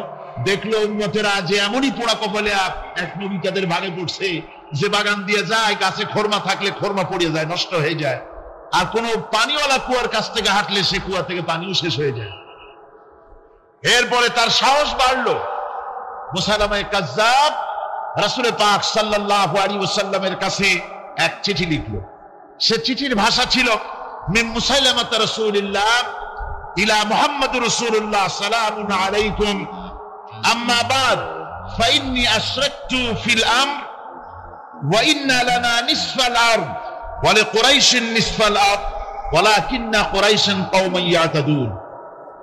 সে চিঠি লিখলো যে মুসাইলামা আল্লাহ রসুলের পক্ষ থেকে নাউজুবিল্লাহ মুহাম্মদ সাল্লাল্লাহু আলাইহি ওয়াসাল্লামের কাছে এই চিঠি পাঠানো হচ্ছে। ফাইন্নী ক্বাদ আশরাকতু ফিল আমরি মাক, আমি হচ্ছি আপনার নবুয়তের একজন অংশীদার, এই হিসাবে পৃথিবীর অর্ধেক হচ্ছে আমার আর অর্ধেক হচ্ছে কোরাইশদের। কিন্তু কোরাইশরা বিষয়টা বুঝতে না পেরে আমার সাথে বাড়াবাড়ি করতেছে। হুজুর সাল্লাল্লাহু আলাইহি ওয়াসাল্লাম এই চিঠির জবাব দিলেন। হুজুর লিখলেন, বিসমিল্লাহির রহমানির রহিম, মিন মুহাম্মাদুর রাসূলুল্লাহ সাল্লাল্লাহু আলাইহি ওয়াসাল্লাম ইলা মুসাইলামাতিল কাযযাব, আসসালামু আলা মান ইত্তাবাআল হুদা, আম্মা বাদ, ফাইন্নাল আরদা লিল্লাহি ইউরিসুহা মিন ইবাদিহি ওয়াল আকিবাতু লিল মুত্তাকিন। রাসূল পাক সাল্লাল্লাহু আলাইহি ওয়াসাল্লাম লিখলেন, এই চিঠি যাচ্ছে মুহাম্মদ সাল্লাল্লাহু আলাইহি ওয়াসাল্লামের কাছ থেকে মুসাইলামায়ে কাযযাবের কাছে। শুনে রাখো, শান্তি বর্ষিত হোক তার প্রতি যিনি হেদায়েত প্রাপ্ত। এই পৃথিবীর উত্তরাধিকারী হচ্ছে কেবলমাত্র আল্লাহ পাকের সেই সব বান্দারা যারা নাকি আল্লাহর গোলাম, আল্লাহর একান্ত আল্লাহর আইন এবং কানুনকে মেনে যারা চলে। আর পরকাল হচ্ছে সেই সমস্ত লোকেদের জন্যই। মুসাইলামায়ে কাযযাবের মুয়াজ্জিন যারা, তারাও জানতো, তারাও জানতো যে লোকটা মিথ্যেবাদী। তো কিছু মাল পানি পাওয়া যায়, টাকা পয়সা পাওয়া যায়, সাথে থাকলে কিছু খাওয়াটাও যায়, এই জন্য তার সাথে থাকতো। রাসূলুল্লাহর মুয়াজ্জিন আযান দিতেন, আশহাদু আন্না মুহাম্মাদার রাসূলুল্লাহ, আমি সাক্ষ্য দিচ্ছি মুহাম্মদ সাল্লাল্লাহু আলাইহি ওয়াসাল্লাম আল্লাহর রাসূল। আর মুসাইলামার মুয়াজ্জিন যে ছিল, সে আযান দিত, আশহাদু আন্না মুসাইলামাতা ইয়াজামু আন্নাহু রাসূলুল্লাহ। ও বলতো, আযান দিত এই কথা বলে যে আমি সাক্ষ্য দিচ্ছি মুসাইলামা মনে করে যে সে আল্লাহর রাসূল। আমার ভাইরা, এরপরে মুসাইলামায়ে কাযযাবের বিরুদ্ধে, এই জন্য রাসূলের পরে যদি কেউ নবুয়তের দাবি করে, তাহলে তার কাছে নবুয়তের দাবির কোনো প্রমাণও চাওয়া যাইবে না। বিনা প্রমাণে রাসূলের পরে নবুয়তের দাবি যেই করবে সে কি হবে? জোরে বলেন, কি হবে? কাফের হয়ে যাবে। দুনিয়ার সমস্ত উলামা, সমস্ত মুহাদ্দিস, সমস্ত মুফাসসির, দুনিয়ার সমস্ত মুফতি সব একমত, কোনো দ্বিমত নাই, গোলাম মোহাম্মদ কাদিয়ানী কাফের। তার অনুসারীরাও, তার জামানায় মাওলানা আতাউল্লাহ শাহ বুখারী রাহমাতুল্লাহ আলাইহি, তার সঙ্গে একটা বহস হলো। যেহেতু গোলাম মোহাম্মদ বলেছিল যে আমার এই 40 দিনের মধ্যে কেউ প্রতিবাদ করুক যেগুলি আমার ওহী নয়। হযরতে মাওলানা আতাউল্লাহ শাহ বুখারী রাহমাতুল্লাহ আলাইহি সেই যুগের একজন শ্রেষ্ঠ আলিম, তিনি বললেন, আমি তোমার কাছে কোনো প্রমাণ চাই না তুমি নবী কিনা, আমি জানি তুমি মিথ্যেবাদী, তবে তোমাকে বলতে হবে তুমি এই শক্তি কোথায় পেলে। গোলাম মোহাম্মদ বলল, কোরআন শরীফেই আছে আমার এই শক্তির উৎস। কোথায়? বলল যে এই যে আয়াতটা আমি আপনাদের সামনে তেলাওয়াত করেছি, ঈসা আলাইহিস সালামের ওই কথাই গোলাম মোহাম্মদ বলল যে হযরত ঈসা আমার সম্পর্কে বলেছেন, ইয়াতি মিন বাদ ইসমুহু আহমদ, আমার পরে একজন নবী আসবেন, রাসূল আসবেন, তার নাম হবে আহমদ, আমি সেই আহমদ। মাওলানা আতাউল্লাহ বুখারী বলছেন, তোমার নাম তো আহমদ না, তোমার নাম হচ্ছে গোলাম আহমদ। তার অর্থ হলো হযরত ঈসা আলাইহিস সালাম যে আহমদের কথা বলেছেন, তুমি সেই আহমদের গোলাম। গোলাম আহমদ বললেন, দেখুন আমার নামের প্রথম শব্দ গোলাম, এটা হচ্ছে আমার লকব। আমি আমার নামের লকবটা ছেড়ে দিলাম, বাদ দিয়ে দিলাম, আর ব্যবহার করব না। তাহলে তো আমি আহমদ থাকি, আপনি তো আর আপত্তি করতে পারেন না। মাওলানা বুখারী বললেন, নামের প্রথম শব্দ বাদ দেওয়া যদি জায়েজ হয়, তাহলে তোমার ফতোয়া দিয়ে আমার নামের প্রথম শব্দ বাদ দিয়ে দিলাম। আমার নাম আতা আল্লাহ, নামের প্রথম শব্দ আতা বাদ দিয়ে দিলাম। তো আতা যদি বাদ দেই তাহলে আল্লাহ হই, আর আল্লাহ হয়ে বলছি তোমার মতো গাধাকে নবুয়ত আমি দেই নাই। এরপর এই পৃথিবীর নিকৃষ্ট পাপী এই কাফেরের মৌত হলো কোথায়? জোরে বলেন, এই কাফেরের মৌত হলো কোথায়? পায়খানার ভেতরে মৌত হয়েছে। আমার বন্ধুগণ, সুতরাং বাংলাদেশে যত কাদিয়ানি আছে, সমস্ত কাদিয়ানিরা কাফের। সমস্ত কাদিয়ানিরা কি? আরো জোরে বলুন, তারা কি?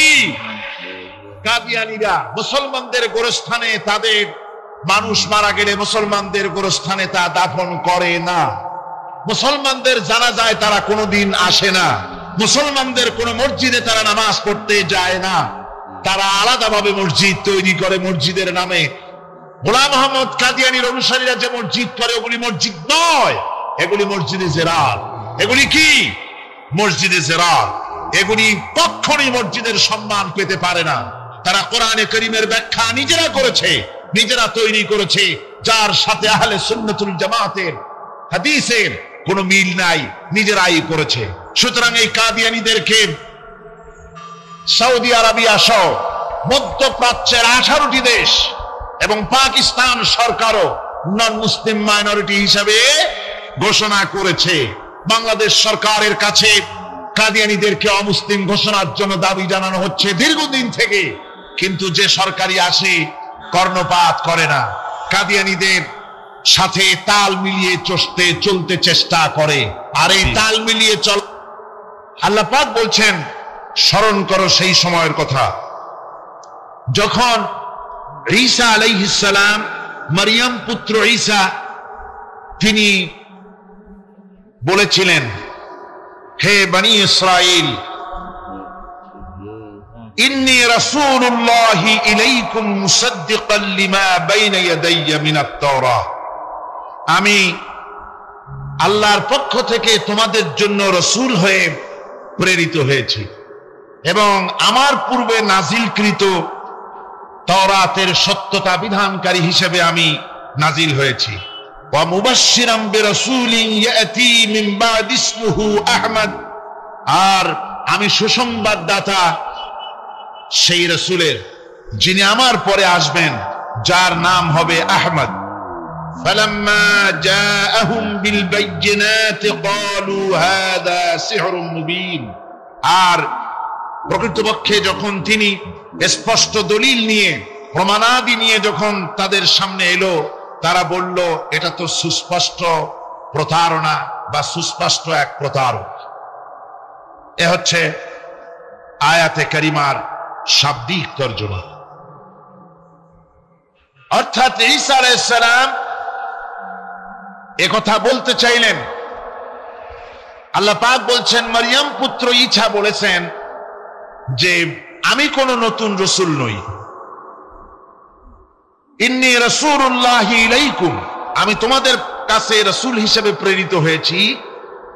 এ কথার দ্বারা তিনি বুঝাতে চান যে আমি কোন নতুন অথবা কোন অভিনব নবী নহি। এই নবুয়তের সিলসিলা আগের থেকে চালু হয়েছে, তার এক ধারাক্রম, তার এই ক্রমধারায় আমিও একজন নবী হিসেবে পৃথিবীতে এসেছি।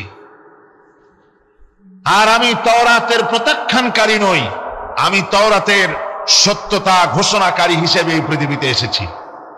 পয়গম্বরদের নিয়ম হচ্ছে চিরকাল তারা আগের পয়গম্বরের দাওয়াতের স্বীকৃতি দিয়েছেন, দাওয়াতকে তারা অস্বীকার করেন নাই। আগের পয়গম্বরের দাওয়াতকে তারা স্বীকৃতি দিয়েছেন, বলেছেন।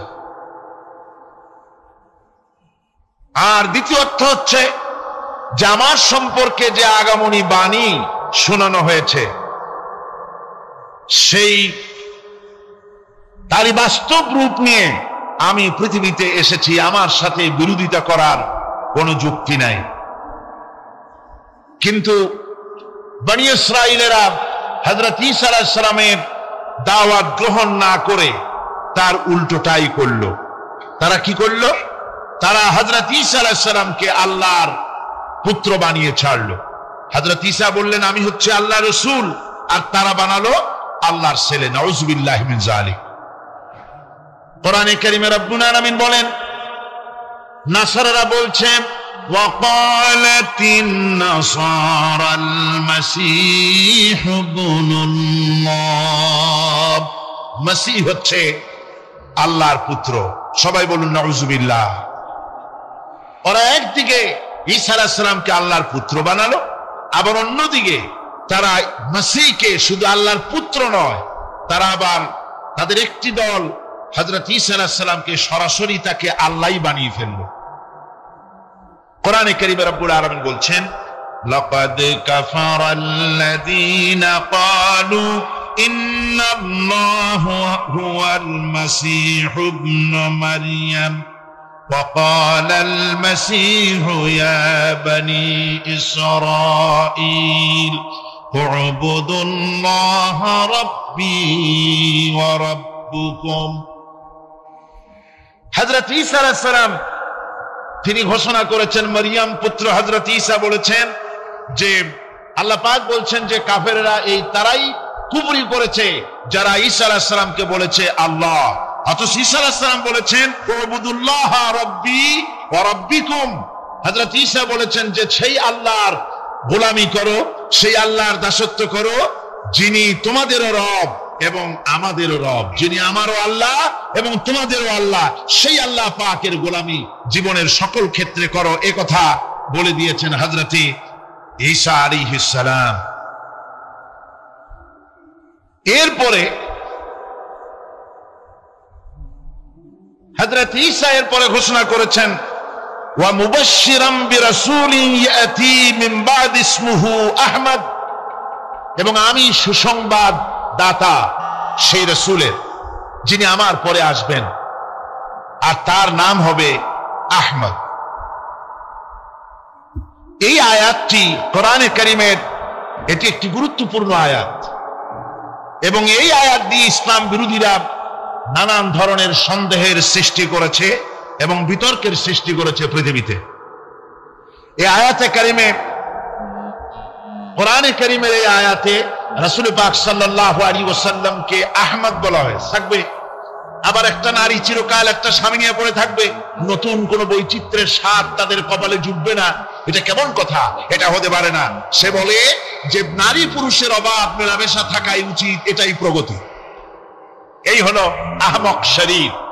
সে বোকা এই কারণে দুনিয়ার সব চিনেছে অথচ মালিককে চেনে নাই। কিন্তু আমাদের দেশের গরুতেও মালিক চেনে। গরুতে মালিক চেনে কিনা কন? আপনারা যায় দেখেন রাত্রিবেলায় ডাকাডাকি করলে আপনার গরু যদি বিলে থাকে তাহলে গরু ছুটে আপনার কাছে আসবে, আসবে কিনা কন? গরু তো কিছু তো তার ভদ্রতা সম্মান আছে। আমাদের গৃহপালিত পশু কুত্তা, কুকুর, কুকুরেও মালিক চেনে, চেনে কিনা কন? যদি বিশ্বাস না হয়, আপনার বাড়িতে যদি কুকুর থাকে, আপনার বাড়িতে রাত 12টার সময় যদি অন্য কোনো লোক ঢোকে তাহলে কি কন? কুকুরে খুব আদর করবে না? কুকুর তারে তাড়াইয়া কর্ণফুলি পার করে দিয়ে আসবে।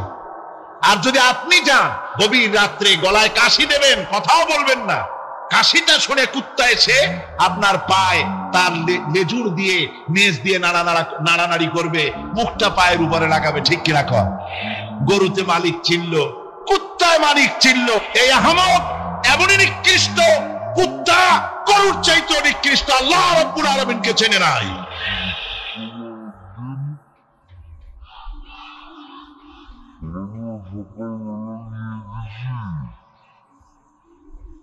আমার ভাইয়েরা,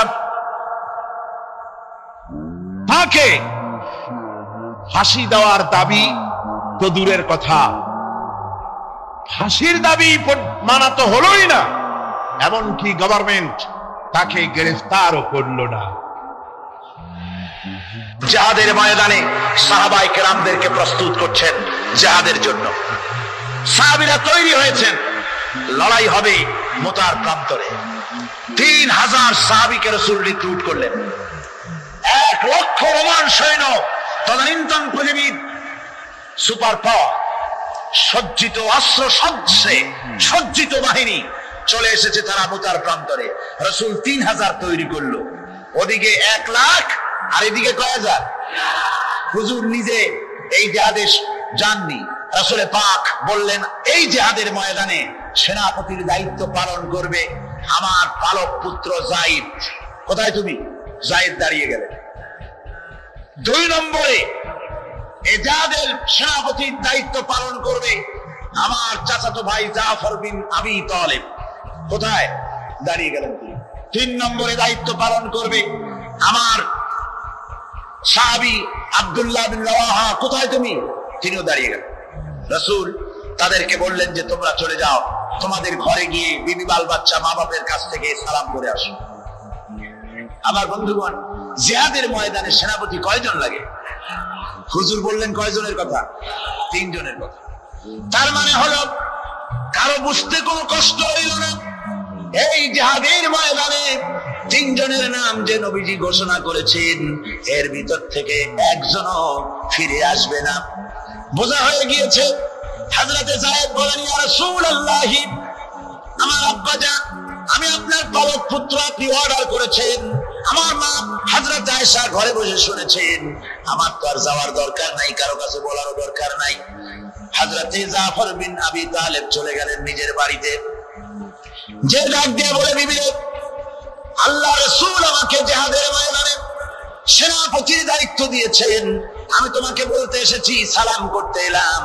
তোমার সঙ্গে একসঙ্গে দীর্ঘদিন আমি ছিলাম, কোন হক তোমার আদায় করতে হয়তো পারি নাই, হয়তো জুলুম করেছি, অথবা আমার দ্বারা তোমার অধিকার নষ্ট হয়েছে। কিছু যদি কোনো ভুল ত্রুটি হয়ে থাকে আল্লাহর রাস্তে আমারে মাফ করে দিও। বিবি বলে, প্রাণের স্বামী রাসূলুল্লাহ আপনাকে জিহাদের ময়দানের জন্য নির্বাচিত করেছেন, আমি আপনাকে ফিরে থাকতে বলতে পারবো না, সুতরাং আমি আল্লাহর দরবারে দোয়া করি। স্ত্রী হাত তুলে বলেন, রব্বুল আলামিন, আমার প্রাণের স্বামী জাফরকে জিহাদের ময়দান থেকে গাজী বানায়া আমার ঘরের ভিতরে তুমি তাকে দয়া করে ফিরাইয়া দিও। হযরতে জাফর তরবারির উল্টা পিঠ দিয়া স্ত্রী হাতের উপরে মৃদু আঘাত করলেন আর বললেন, বিবি রে, উল্টা দোয়া করো না, উল্টা দোয়া তোমার আল্লাহর দরবারে কবুল হবে না। যেহেতু নবীজি আমার নাম 2 নম্বরে ঘোষণা করেছেন, আমার আগেও একজন আছে, পরেও আর একজন আছে। ও বিবি, নির্ঘাত ওই মুতার প্রান্তরে আমি শহীদ হয়ে যাব, জনমের মতো দেখা করতে আসলাম, এই জীবনে তোমার সাথে আমার আর দেখা হবে না। আমার বন্ধুগণ, হযরতে জাফরের স্ত্রী কাঁদতেছে, বিবি বাচ্চাগুলা কান্দে। হযরতে জাফর বলেন, বিবি রে, এই বাচ্চাগুলি রেখে গেলাম, যে রাস্তায় আমি জীবন দিতে যাচ্ছি এই রাস্তায় আমার ছেলেগুলোকে তুমি তৈরি করবে। সালাম করে তিনি চললেন। বিবি কাটা কবুতরের মতো জমিনে ছটফট করতেছে, কাঁদতেছি, আর পিছনে পিছনে ছোট্ট ছোট্ট ছেলে মেয়েগুলি আব্বা আব্বা বলে চিৎকার মেরে দৌড়াতেছি। হযরতে জাফর একবারও পিছনের দিকে তাকায় দেখলেন না কারা কান্দে। হযরতে আব্দুল্লাহ বিন রাওয়াহা তিনি চলে গেলেন বাড়িতে। হযরতে আব্দুল্লাহ বিন রাওয়াহা বাড়িতে গিয়ে সেই রাত ছিল তার বাসর সজ্জা, ফুল সজ্জার রাত ছিল, নতুন বিবাহ করেছেন। বাড়িতে গিয়া শোনেন বিবি কোরআনে কারীম তেলাওয়াত করতেছেন। হযরতে আব্দুল্লাহ বলেন, রুমের বাইরে দাঁড়িয়ে, বিবি রে, আমি তোমার স্বামী আব্দুল্লাহ এসেছি, আমার সালাম নাও। কোরআন পড়া একটু বন্ধ করো। রাসূলুল্লাহ আমাকে জিহাদের সেনাপতি বানিয়েছেন, আমি জিহাদে যেতেছি, নতুন বিবাহ হলো, কোনো হক তোমার আদায় করতে পারি নাই, তুমি আমাকে মাফ করে দিও, আল্লাহর রাস্তে আমার উপর কোনো দাবি রেখো না। বিবি বলে, প্রাণের স্বামী, কোনোদিন আপনাকে দেখি নাই, কোন রকম একটু দেখেছি, আর আমি মদিনার এক সুন্দরী মেয়ে, আপনি আমাকে ভালো করে দেখলেন না। আমার প্রাণের স্বামী, একবার আপনি ঘরে আসেন। স্বামী বলে, ওগো স্ত্রী, ঘরের ভিতরে আমি যাব না, ঘরের ভিতরে গেলে বলে তোমাকে দেখলে আমার মনের ভিতরে প্রেম ডাকবে, তোমার প্রতি আমার ভালোবাসা জন্মাবে, আমি ঘরের ভিতরে ঢুকতে চাই না। স্ত্রী বলে, প্রাণের স্বামী, ঘরের ভিতরে যদি আসেন, আল্লাহর কসম আমি কোনো প্রেম নিবেদন করব না, আমি শুধু প্রাণ ভরে আপনার চেহারাটা একটা বার আমি শুধু দেখে রাখতে চাই, যাতে করে কিয়ামতের দিন লক্ষ কোটি কোটি মানুষের ভেতরে আপনাকে আমি স্বামী বলে যেন চিনে নিতে পারি। হযরত আব্দুল্লাহ বলেন, ওগো স্ত্রী, যদি এই ইরাদা তোমার হয় আর যদি তুমি ধৈর্য ধারণ করে থাকতে পারো, তাহলে কিয়ামতের দিন আল্লাহ রাব্বুল আলামিন আমি যার জন্য জান দিতে যেতেছি, ওই মাবুদ মেহেরবান জান্নাতের ভেতরে তোমাকে আমাকে স্বামী স্ত্রী হিসাবে পরিচয় করাইয়া দিবেন। 3000 সৈন্য নিয়ে সাহাবায়ে কেরাম আর এই সেনাপতি সব চললেন। মুতার প্রান্তরে লড়াই হলো। এই লড়াইয়ের ময়দানে হযরতে যায়েদ অনেকগুলি কাফির সৈন্যকে জাহান্নামে পাঠিয়ে দিয়ে তিনি নিজেও শহীদ হয়ে গেলেন। এবার জাফর হাতে তরবারি আর এক হাতে ঝান্ডা নিয়ে এগোচ্ছেন সামনের দিকে। কাফেরেরা হযরত জাফরকে ঘিরে ফেলে দিল। আমার বন্ধুগণ, কাফেরেরা ঘিরে ধরে তরবারি আঘাত করলো জাফরের ডান হাতে, ডান হাত কেটে ঝুলে পড়লো। হযরত জাফর আর বাম হাতে তরবারি উঁচু করে ধরেছেন। এবার বাম হাতে কোপ দিল ওরা, এই কাটা দুইটা হাত দিয়ে বুকের সাথে হযরতে জাফর ইসলামের পতাকাটাকে জড়ায় ধরলেন। পাশের সাহাবীকে দেখে বলেন, ও রাসূলুল্লাহর সাহাবী শোনো, আল্লাহর নবীকে আমার সালাম বলে দিও আর শোনায়া দিও, জীবনের শেষ মুহূর্ত পর্যন্ত ইসলামের পতাকা উঁচু করে রেখেছিলাম, মাটিতে পড়তে দেই নাই। আমার মনে হয় আমি এখন শহীদ হয়ে যাব, যেহেতু আমি এখন আমার নাকের ভিতরে আল্লাহর জান্নাতের সুঘ্রাণ পেতেছি। হযরতে জাফর শহীদ হয়ে গেলেন। হযরতে আব্দুল্লাহ বিন রাওয়াহা, হযরতে আবু উবাইদা দুজনে মিলে ছুটলেন ঝান্ডা ধরার জন্য। ওনারা বলেন, এগিয়ে গিয়ে দেখি সামনের পরে দূরে পতাকা উঠতেছে। ভাবলাম আমরা যাওয়ার আগে ইসলামের পতাকা কে ধারণ করলো। কাছে গিয়ে দেখি হযরতে জাফরের ডান হাত কাটা, বাম হাত কাটা, দুইটা পা কাটা, দেহটা একদিকে পড়ে আছে, আর শুধু মাথাটা এক পাশে পড়ে থেকে ইসলামের পতাকা কামড়ায় ধরে উঁচু করে রেখে দিয়েছে। আমার বন্ধুগণ, হযরতে আবু উবাইদা বলেন, আমি হযরতে সাদের, হযরতে জাফরের হাত পা মাথা মস্তক একত্রিত করে তার পা থেকে শুরু করে মাথা পর্যন্ত চুমা খাইলাম। তাকে জানাজা করে দাফন করে রাখলাম কবরের ভিতরে। রাতের বেলায় স্বপ্নে দেখি হযরতে জাফর আল্লাহর জান্নাতের ভিতরে ফেরেশতাদের সঙ্গে উড়ে বেড়াতেছে। আমি জিজ্ঞেস করলাম, ও জাফর, আল্লাহ তোমার সাথে কি ব্যবহার করেছেন? হযরতে জাফর বলেছেন, আবু উবাইদা, আল্লাহ রাব্বুল আলামিন আমাকে বলেছেন, জাফর রে, আমি তোমার শাহাদাতে খুশি হয়েছি, তুমি আমার কাছে আর কি চাও? হযরতে জাফর বলেন, আয় আল্লাহ পাক, কিচ্ছু চাই না, শুধু একটা দাবি, দুনিয়ায় তুমি মেহেরবানি করে আমাকে পাঠায়া দাও আর একবার যদি যেতে পারি, তাহলে তোমার দুনিয়ার বুকে তোমার দ্বীন কায়েমের জন্য কাফেরদের বিরুদ্ধে লড়াই করে আমার জীবনটা আর একবার দিয়ে আসি। আমার বন্ধুগণের জন্য আল্লাহ রাসূল বলেছেন, হাদিস শরীফে এসেছে, আমার ইচ্ছে হয় জিহাদ করি, শহীদ হই, আবার যদি জিন্দা হই, আবার জিহাদ করি, শহীদ হই, আবার যদি জিন্দা হতে পারি তাহলে আবার জিহাদ করি, আবার শহীদ হই। শাহাদাতের মর্যাদা সম্পন্ন মওত আর পৃথিবীতে হতে পারে না। আমার ভাইরা, ইসলামের জন্য জান দেওয়ার জন্য, মাল দেওয়ার জন্য সাহাবায়ে কেরাম এভাবে প্রস্তুত ছিলেন। নিজেদের জীবন তারা আল্লাহর সামনে নজরানা পেশ করেছেন, শহীদ হয়েছেন, আল্লাহ দ্বীন কায়েমের জন্য তারা প্রচেষ্টা করেছেন। আল্লাহর পথে যারা জিহাদ করার সিদ্ধান্ত নেন, মহান আল্লাহ স্বয়ং তাদের সাহায্য করেন। যুগে যুগে আমরা এর প্রমাণ পেয়েছি, আর তাই মুসলমানরা কাফেরদের উপর বরাবর বিজয়ী হয়েছে। এই ইসলামকে প্রতিষ্ঠিত করার জন্য প্রয়োজন রয়েছে জিহাদের। কিসের প্রয়োজন? কিসের? জিহাদের প্রয়োজন। সেই জিহাদ করতে কি আপনারা তৈরি আছেন? জিহাদের জন্য তৈরি আছেন?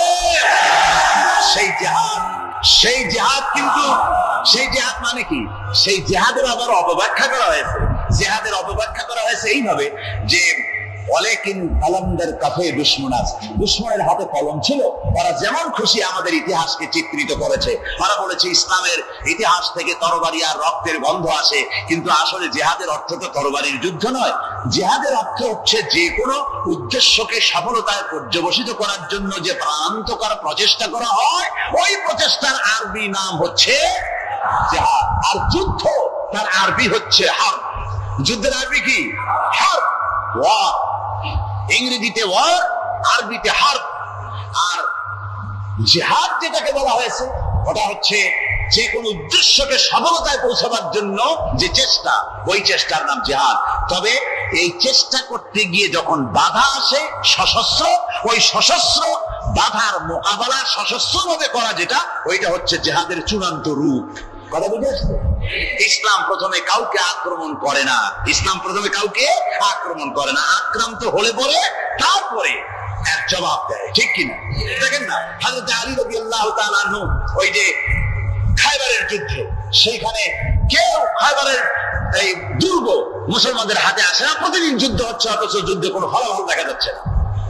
ফজরের নামাজ, এশার নামাজের পর হুজুর বলছেন, ও সাহাবীরা, আগামীকাল আমি এমন এক ব্যক্তির হাতে ইসলামের ঝান্ডা তুলে দেব যাকে আল্লাহ এবং আল্লাহ রসুল বেশি ভালোবাসেন এবং তিনিও আল্লাহ এবং আল্লাহ রসুলকে বেশি ভালোবাসেন, আর তার হাতেই বিজয় হবে।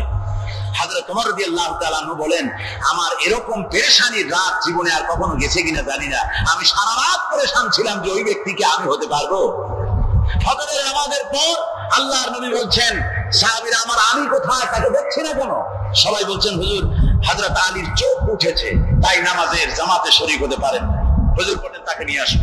দুজন সাহাবীর কাঁধের উপরে ভর করে হযরত আলী এলেন। হুজুর সাল্লাল্লাহু আলাইহি ওয়াসাল্লাম তার মুখের থুতু মোবারক নিয়ে হযরত আলীর চোখে লাগিয়ে দিলেন। সাথে সাথে আগের থেকেও ভালো দৃষ্টিশক্তি সম্পন্ন হয়ে গেলেন। সুবহানাল্লাহ। তো এখানে রাসূল পাক সাল্লাল্লাহু আলাইহি ওয়াসাল্লাম তিনি হযরত আলীর হাতে তরবারি উঠায় দিলেন। জুলফিকার বললেন, আলী তুমি যাও আজকের ময়দানে সেনাপতির দায়িত্ব পালন করো। হযরত আলী তরবারি হাতে নিলেন। ইসলাম আক্রমণকারী যে না সে কথা বলতে আমি এই কথা নিয়ে আসছি। হযরত আলী গেলেন, যায় মুরাহহাবের সামনে পড়েছেন। মুরাহহাব হলো হাদিসে এসেছে, মুরাহহাব হচ্ছে কাফেরদের নেতৃত্ব দিচ্ছে। মুরাহহাব বলছে, আলী তোমাকে আমি কিন্তু ভালোবাসি, তুমি আসলে কেন? তোমার প্রতি আমার একটা সৎ কর্নার আছে আমার অন্তঃকরণে। তুমি তোমার ছেলে মেয়েকে কি এতিম বানাতে চাও? তোমার বউকে কি বিধবা করতে চাও? আমি তো সেই বীর যে আমার সামনে এসে কেউ কল্লা সাথে নিয়ে যেতে পারে নাই। সুতরাং তুমি যদি ওদেরকে এতিম আর বিধবা করতে না চাও, আমার সামনে থেকে সরে যাও। হযরত আলী বলেন, মুরাহহাব তুমি কাকে ভয় দেখাতেছ? তোমার তরবারি এই সমাজের কিছু কাফেররা ভয় করতে পারে, তুমি কি আমারে চেনো নাকি? তুমি কারে ভয় দেখাও? তামাম পৃথিবীর সমস্ত কাফেরদের উপরে আল্লাহ রাব্বুল আলামিন আমাকে বাগ বানায় পাঠিয়েছেন। তরবারি দিয়ে প্রমাণ হবে। মুরাহহাব বলে, তুমি আক্রমণ তো করবো না আমি, আগে তুমি করো, আমি প্রতিহত করব। আক্রান্ত হলে পরে তারপরে জবাব দেব। এরপরে মুরাহহাব আঘাত হানতে লাগলো। হযরত আলী সমস্ত রণকৌশল দিয়ে আঘাতগুলি তিনি ফিরিয়ে দিতে লাগলেন। এরপরে হযরত আলী বলছেন, মুরাহহাব এবার তৈরি হও আমার আঘাত সহ্য করার জন্য। হযরত আলী জুলফিকার তুলে আঘাত করলেন। এক আঘাতেই দেখা গেল মুরাহহাবের মাথা থেকে শুরু করে শরীর টুকরা হয়ে গিয়া হযরত আলীর তরবারির মুঠা পর্যন্ত মাটির ভিতরে গেড়ে গিয়েছে। দুর্গ দখল হয়ে গেল। পরের দিন আল্লাহর নবী বলেন, আলী শুনতে পেলাম তোমার ঢাল ভেঙে গিয়েছিল, তারপরে তুমি যুদ্ধ করলে কি দিয়ে? হযরত আলী বলেন, হুজুর আমুজ দুর্গের ওই কবাটটা, লোহার কবাটটা বাম হাতে নিয়া আর ডান হাতে তরবারি নিয়ে লড়াই করেছি। হুজুর বলেন, কি করে মানুষ কেমনে এত বড় দুর্গের লোহার কবাট হাতে নিয়ে যুদ্ধ করে? একটু দেখাও তো দেখি। হযরত আলী গতকালকের মতো বাম হাত দিয়ে ধরেছেন, নাড়াতে পারেন না। এবার ডান হাত দিয়ে ধরেছেন, নাড়াতে পারেন না। ডান আর বাম দুই হাত দিয়া সমস্ত শক্তি দিয়ে এমন জোরে টান ধরেছেন, প্রতিটি লোমকূপের গোড়া থেকে ঘাম বেরিয়ে এসেছে, এক চুলও নড়াতে পারেন নাই। হযরত আলীর মুখখানা মলিন হয়ে গেছে লজ্জায়। হযরত আলী রাদিয়াল্লাহু তাআলা লজ্জা পেয়ে গেছেন। রাসূল পাক সাল্লাল্লাহু আলাইহি ওয়াসাল্লাম বলেন, আলী লজ্জা পাওয়ার কোনো কারণ নাই, চিন্তা করার কোনো কারণ নাই। তোমার নিজস্ব শক্তি দিয়ে তুমি লড়াই করতে পারো নাই। এত বড় লোহার দরজা নিয়ে কবাট নিয়ে মানুষরা লড়াই করতে পারে না। আল্লাহ তার দ্বীনকে বিজয়ী করার জন্য তোমার ভিতরে আল্লাহ রাব্বুল আলামিন ক্ষমতা দিয়েছিলেন। জোরে বলেন সুবহানাল্লাহ। আল্লাহ রাব্বুল আলামিন এই জিহাদের ময়দানে যখন মানুষ আসে, আল্লাহ তাদের উপরে মদদ দান করেন। আমার বন্ধুগণ, আল্লাহর দ্বীনকে জমিনের উপরে প্রতিষ্ঠিত করার জন্য যদি আমরা আজও যদি ঐক্যবদ্ধ হই দ্বীন কায়েমের জন্য, তাহলে আল্লাহ রাব্বুল আলামিন আমাদেরকে মদদ করবেন। আল্লাহ পাক কোরআনে কারীমের মধ্যে বলেছেন, ওয়া কানা হাক্কান আলাইনা নাসরুল মুমিনিন। মুমিনদেরকে সাহায্য করা আমি আল্লাহর জন্য ওয়াজিব হয়ে যায়। জোরে বলেন সুবহানাল্লাহ। মুমিনদের জন্য সাহায্য করা আল্লাহর জন্য কি হয়ে যায়? ওয়াজিব হয়ে যায়। ভাইরা একটু বৃষ্টি সহ্য করেন না, খুব বেশি বৃষ্টি। আচ্ছা, ওই এটা রহমত। এটা কি রহমত? আমার ভাইরা, জিহাদের ভিতরে সাহাবায়ে কিরাম আল্লাহর জান্নাতে যাওয়ার জন্য তারা জিহাদ করেছেন। তারা দেশ দখলের জন্য জিহাদ করেন নাই, দিন প্রতিষ্ঠার জন্য লড়াই করা ফরজ। দিন প্রতিষ্ঠার জন্য লড়াই করা কি যখন কি, আর এই ফরজ দায়িত্ব পালন করতে গিয়ে যদি কেউ মারা যায় তাহলে কোথায় যাবে? কোথায় যাবে? ওই শাহাদাতের মত হচ্ছে একটা সেতু, একটা সেতু বা একটা ব্রিজ, একটা সাঁকো, এপারে দুনিয়া ওপারে আল্লাহর জান্নাতুল ফেরদাউস। জোরে বলেন সুবহানাল্লাহ। এই জন্য হযরত ওমর ফারুক রাদিয়াল্লাহু তাআলা সব সময় দোয়া করতেন, আল্লাহুম্মা রযুকনি শাহাদাতান ফি সাবিলিক ওয়াজআল মাউতি ফি বালাদ রাসূলিক। আল্লাহ রাব্বুল আলামিন আমাকে রাসূলের শহরে মওত দাও, আর আমাকে তোমার দ্বীনের রাস্তায় শাহাদাত মঞ্জুর করো। জোরে বলেন আমিন। এটা আমাদের দোয়া, আমার দোয়া, আমার সারা জীবনের স্বপ্ন, সারা জীবনের স্বাদ আল্লাহ যেন শাহাদাতের মওত নসিব করে দেন। জোরে বলেন আমিন। এর থেকে উন্নত মানের মওত আর নাই। ওই প্যারালাইসিস হয়ে বিছানায় পড়ে তলপায়ে তলপায়ে মরার কোনো দাম নাই। দুনিয়ার বুকে বিড়ালের জিন্দেগি বছর করার 500 বছর বেঁচে থাকার দাম নাই। সিংহের মতো 1 সেকেন্ড বেঁচে থাকার দাম আছে, ঠিক কিনা? আর মওত, প্লিহা, যকৃত, typhoid, paralysis, diabetes, heart attack, kidney পচে যাওয়া, হাবিজাবি মওতের চাইতে আল্লাহর রাস্তায় জিহাদ করে শাহাদাতের মওত সর্বশ্রেষ্ঠ মওত। জোরে বলেন সুবহানাল্লাহ। আমার ভাইরা, রাসূল পাক সাল্লাল্লাহু আলাইহি ওয়াসাল্লাম তিনি মদিনা মুনাওয়ারায় এসে প্রথম যে জিহাদের সম্মুখীন হলেন, ওইটার নাম কি? কোন জিহাদ? বদর। কোন জিহাদ? বদরের জিহাদ। সেই বদরের মাঠে জিহাদের জন্য রাসূল সাহাবীদেরকে তৈরি করতেছেন। তো আপনারা চিন্তা করেন বিষয়টা, জিহাদ করতে হবে, এই বদরে সাহাবীরা জিহাদ করবে কাদের বিরুদ্ধে? নিজের বাপের বিরুদ্ধে। রাসূল পাক খুব চিন্তিত হলেন যে সাহাবীদেরকে কিভাবে উদ্বুদ্ধ করা যায়। হুজুর জিহাদের কথাই বলতেছেন যে এখন বদরে আমাদের টিকে থাকার প্রশ্ন, এইটা মুসলমানদের টিকে থাকার প্রশ্ন, বদরের যুদ্ধ, বদরের এই জিহাদ। হুজুর যখন এগুলি বলতেছেন, হযরত মিকদাদ রাদিয়াল্লাহু তাআলা আনহু রাসূলের একজন জলিলুল কদর সাহাবী, তিনি দাঁড়িয়ে বলছেন, হে আল্লাহর রাসূল, কেন আপনি চিন্তা করছেন? ইনজি বিনা ইয়া রাসূলুল্লাহ হাইসু মা তাশা। হে আল্লাহর রাসূল, আপনি আমাদেরকে নিয়ে চলুন যেদিকে আপনার খুশি। হাইসু মা আমারাকাল্লাহ, যেদিকে আল্লাহ আপনাকে নির্দেশ করেন সেদিকে আমাদের নিয়ে আপনি সেদিকেই চলুন। ইন্না লা নাকুলু লাকা কামা ক্বালা বানু ইসরাঈল লি মূসা আলাইহিস সালাম ইযহাব আনতা ওয়া রাব্বুকা ফাকাতিলা ইন্না হাহুনা কায়িদুন। বুখারী শরীফের হাদিস। হযরত মিকদাদ রাদিয়াল্লাহু তাআলা আনহু বলছেন, হে আল্লাহর রাসূল, আপনি আমাদের নিয়ে চলুন, আল্লাহ যেদিকে আপনাকে আমাদের নিয়ে যেতে বলেন সেই দিকে নিয়ে যান। আমরা মুসা আলাইহিস সালামের উম্মতের মতো বলবো না যে হে মুসা আপনি আর আপনার আল্লাহ দুজন গিয়ে যুদ্ধ করেন, আমরা এখানে বসে থাকি, এমন কথা আমরা বলবো না। বাল ইযহাব আনতা ওয়া রাব্বুকা ফাকাত মাকুমা মুকাতিলুন। ও নবী, বরং আপনি চলুন আমাদের নিয়ে, আপনি এবং আপনার আল্লাহ চলুন জিহাদের ময়দানে, আমরা আপনার সঙ্গে জিহাদ করব, লড়াই করব সেই পর্যন্ত। মাদামাত মিন্না মাদামাত আইনুম মিন্না তাতাররাফ, যতক্ষণ পর্যন্ত আমাদের একটা চক্ষুর পলক পড়ে, যতক্ষণ পর্যন্ত একটা চোখের পাতা নড়ে, ততক্ষণ পর্যন্ত আমরা কাফেরদের বিরুদ্ধে লড়ব। সুবহানাল্লাহ। যতক্ষণ চোখের পাতা নড়ে ততক্ষণ পর্যন্ত লড়ব, নিয়ে চলুন আমাদেরকে। হুজুর খুব খুশি হলে রাসূল পাক সাল্লাল্লাহু আলাইহি ওয়াসাল্লাম দারুণ ভাবে খুশি হয়ে গেলেন।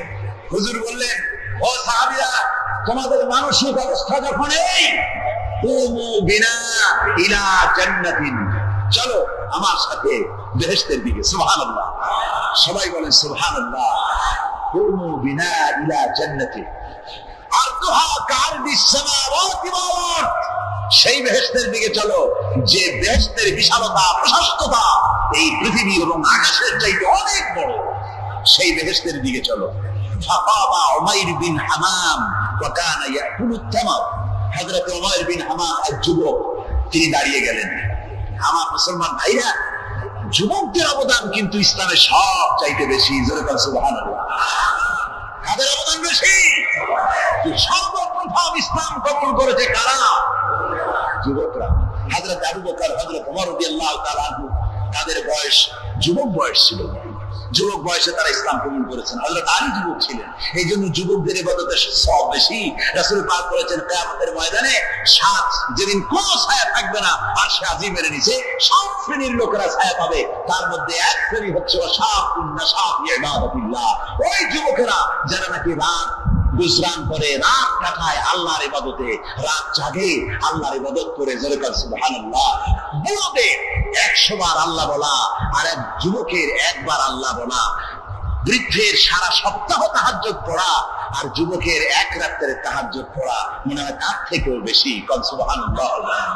তাই বলে বৃদ্ধ যারা, তারা কিন্তু হতাশ হবেন না, ওই যৌবনকাল আপনিও বেরিয়ে এসছেন, ঠিক না? সুতরাং যুবকদের অবদান বেশি। হযরত উমর বিন হামাম রাদিয়াল্লাহু তাআলা তিনি দাঁড়িয়ে গেলেন, তার হাতে ছিল ওয়া কানা ইয়াকুলু তামার, তিনি খরমা খাচ্ছিলেন, হাতে ছিল কয়েকটা খরমা। তিনি খরমাগুলি হাতে নিয়ে দাঁড়িয়ে বলছেন ওয়া ক্বালা বাখবাখ, তিনি বলছেন বাখবাখ শব্দ এটা হচ্ছে লুগাল মুহাল্লিয়া, অর্থাৎ আঞ্চলিক শব্দ। এর অর্থ হচ্ছে মা আযামাহু ওয়া মা আহসানাহু। কি আশ্চর্য, কি সুন্দর, কি বিরাট, কি সুন্দর কথা আপনি বললেন হে রাসূল।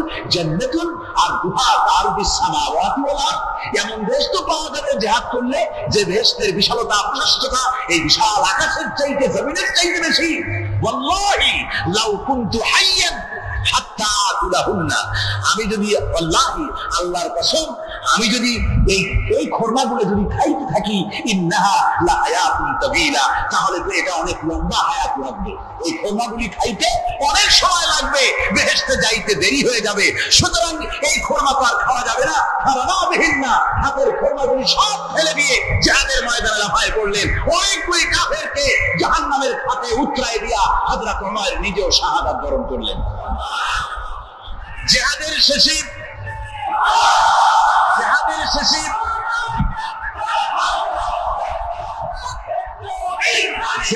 শেষে শাহাদায়ে বদরের সমস্ত শহীদদের লাশ এক জায়গায় এনে সাহাবীরা বললেন, হে আল্লাহর রাসূল, আপনি যখন জান্নাতের বর্ণনা দিতেছিলেন তখন যে যুবকটা খরমা খেতেছিল আর জান্নাতের আশায় হাতের খরমা ফেলে দিয়েছিল, যে খরমাগুলি খাইতে গেলে তো সময় লাগবে অনেক, বেহেশতে যেতে দেরি হয়ে যাবে, এই কথা মনে করে হাতের খরমা ফিকে ফেলে জিহাদের ময়দানে এসে শাহাদাত বরণ, যে যুবকটি জিহাদ করেছিল তার লাশে সেও শাহাদাত বরণ করেছে। রাসূল পাক হযরত ওমরের চেহারার দিকে লক্ষ্য করে তার দিকে আঙ্গুলি সংকেত করে হুজুর বলছেন, ইন্নাকা মিন আহলিহা। ওমর, যে বেহেশতের জন্য তুমি খরমা খাওয়ার ধৈর্য ধরতে পারো নাই, আমি নবী সাক্ষী দিচ্ছি তুমি সেই জান্নাতের অধিবাসী। আমার ভাইরা, ওই জান্নাতে যাওয়ার জন্য, আল্লাহ দ্বীনকে প্রতিষ্ঠার জন্য আমাদেরকে ঐক্যবদ্ধ হতে হবে। আল্লাহ দ্বীনের জন্য আল্লাহ নবীর যে আদর্শ, সে আদর্শ প্রতিষ্ঠার জন্য এগিয়ে আসতে হবে। যদি আমরা তা করতে পারি, আমরা সংখ্যায় কত, আমাদের অস্ত্র আছে কি নাই, আমাদের জনবল কত, আমাদের সৈন্যবল কত, এগুলি প্রশ্ন না। প্রশ্ন হচ্ছে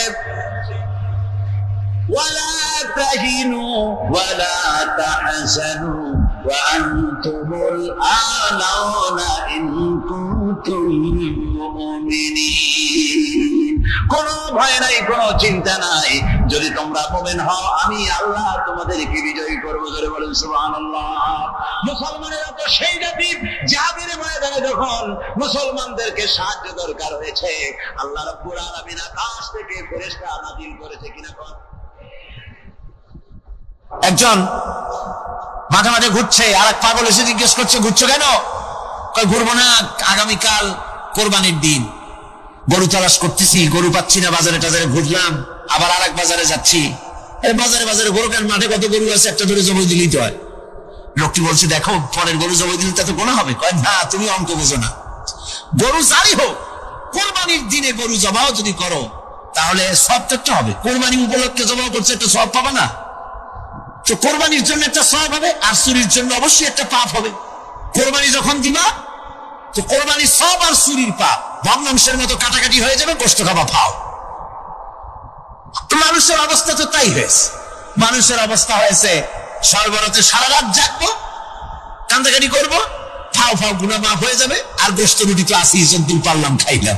পরের দিন দুই ফুর্তি, নো চিন্তা। নাউযুবিল্লাহি মিন যালিক।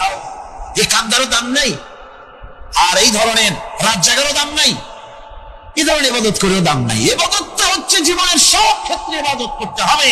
ইবাদত সম্পর্কে মিস ইন্টারপ্রিটেশন যেটা এসেছে, ভুল অর্থ যেটা এসেছে, সেই ভুল অর্থের কারণে মানুষ শুধু মনে করে নামাজ রোজা হজ যাকাতই শুধু ইবাদত না। ইবাদত হচ্ছে জীবনের সকল ক্ষেত্রে গোলামিটা হতে হবে আল্লাহ পাকের সব জায়গায়।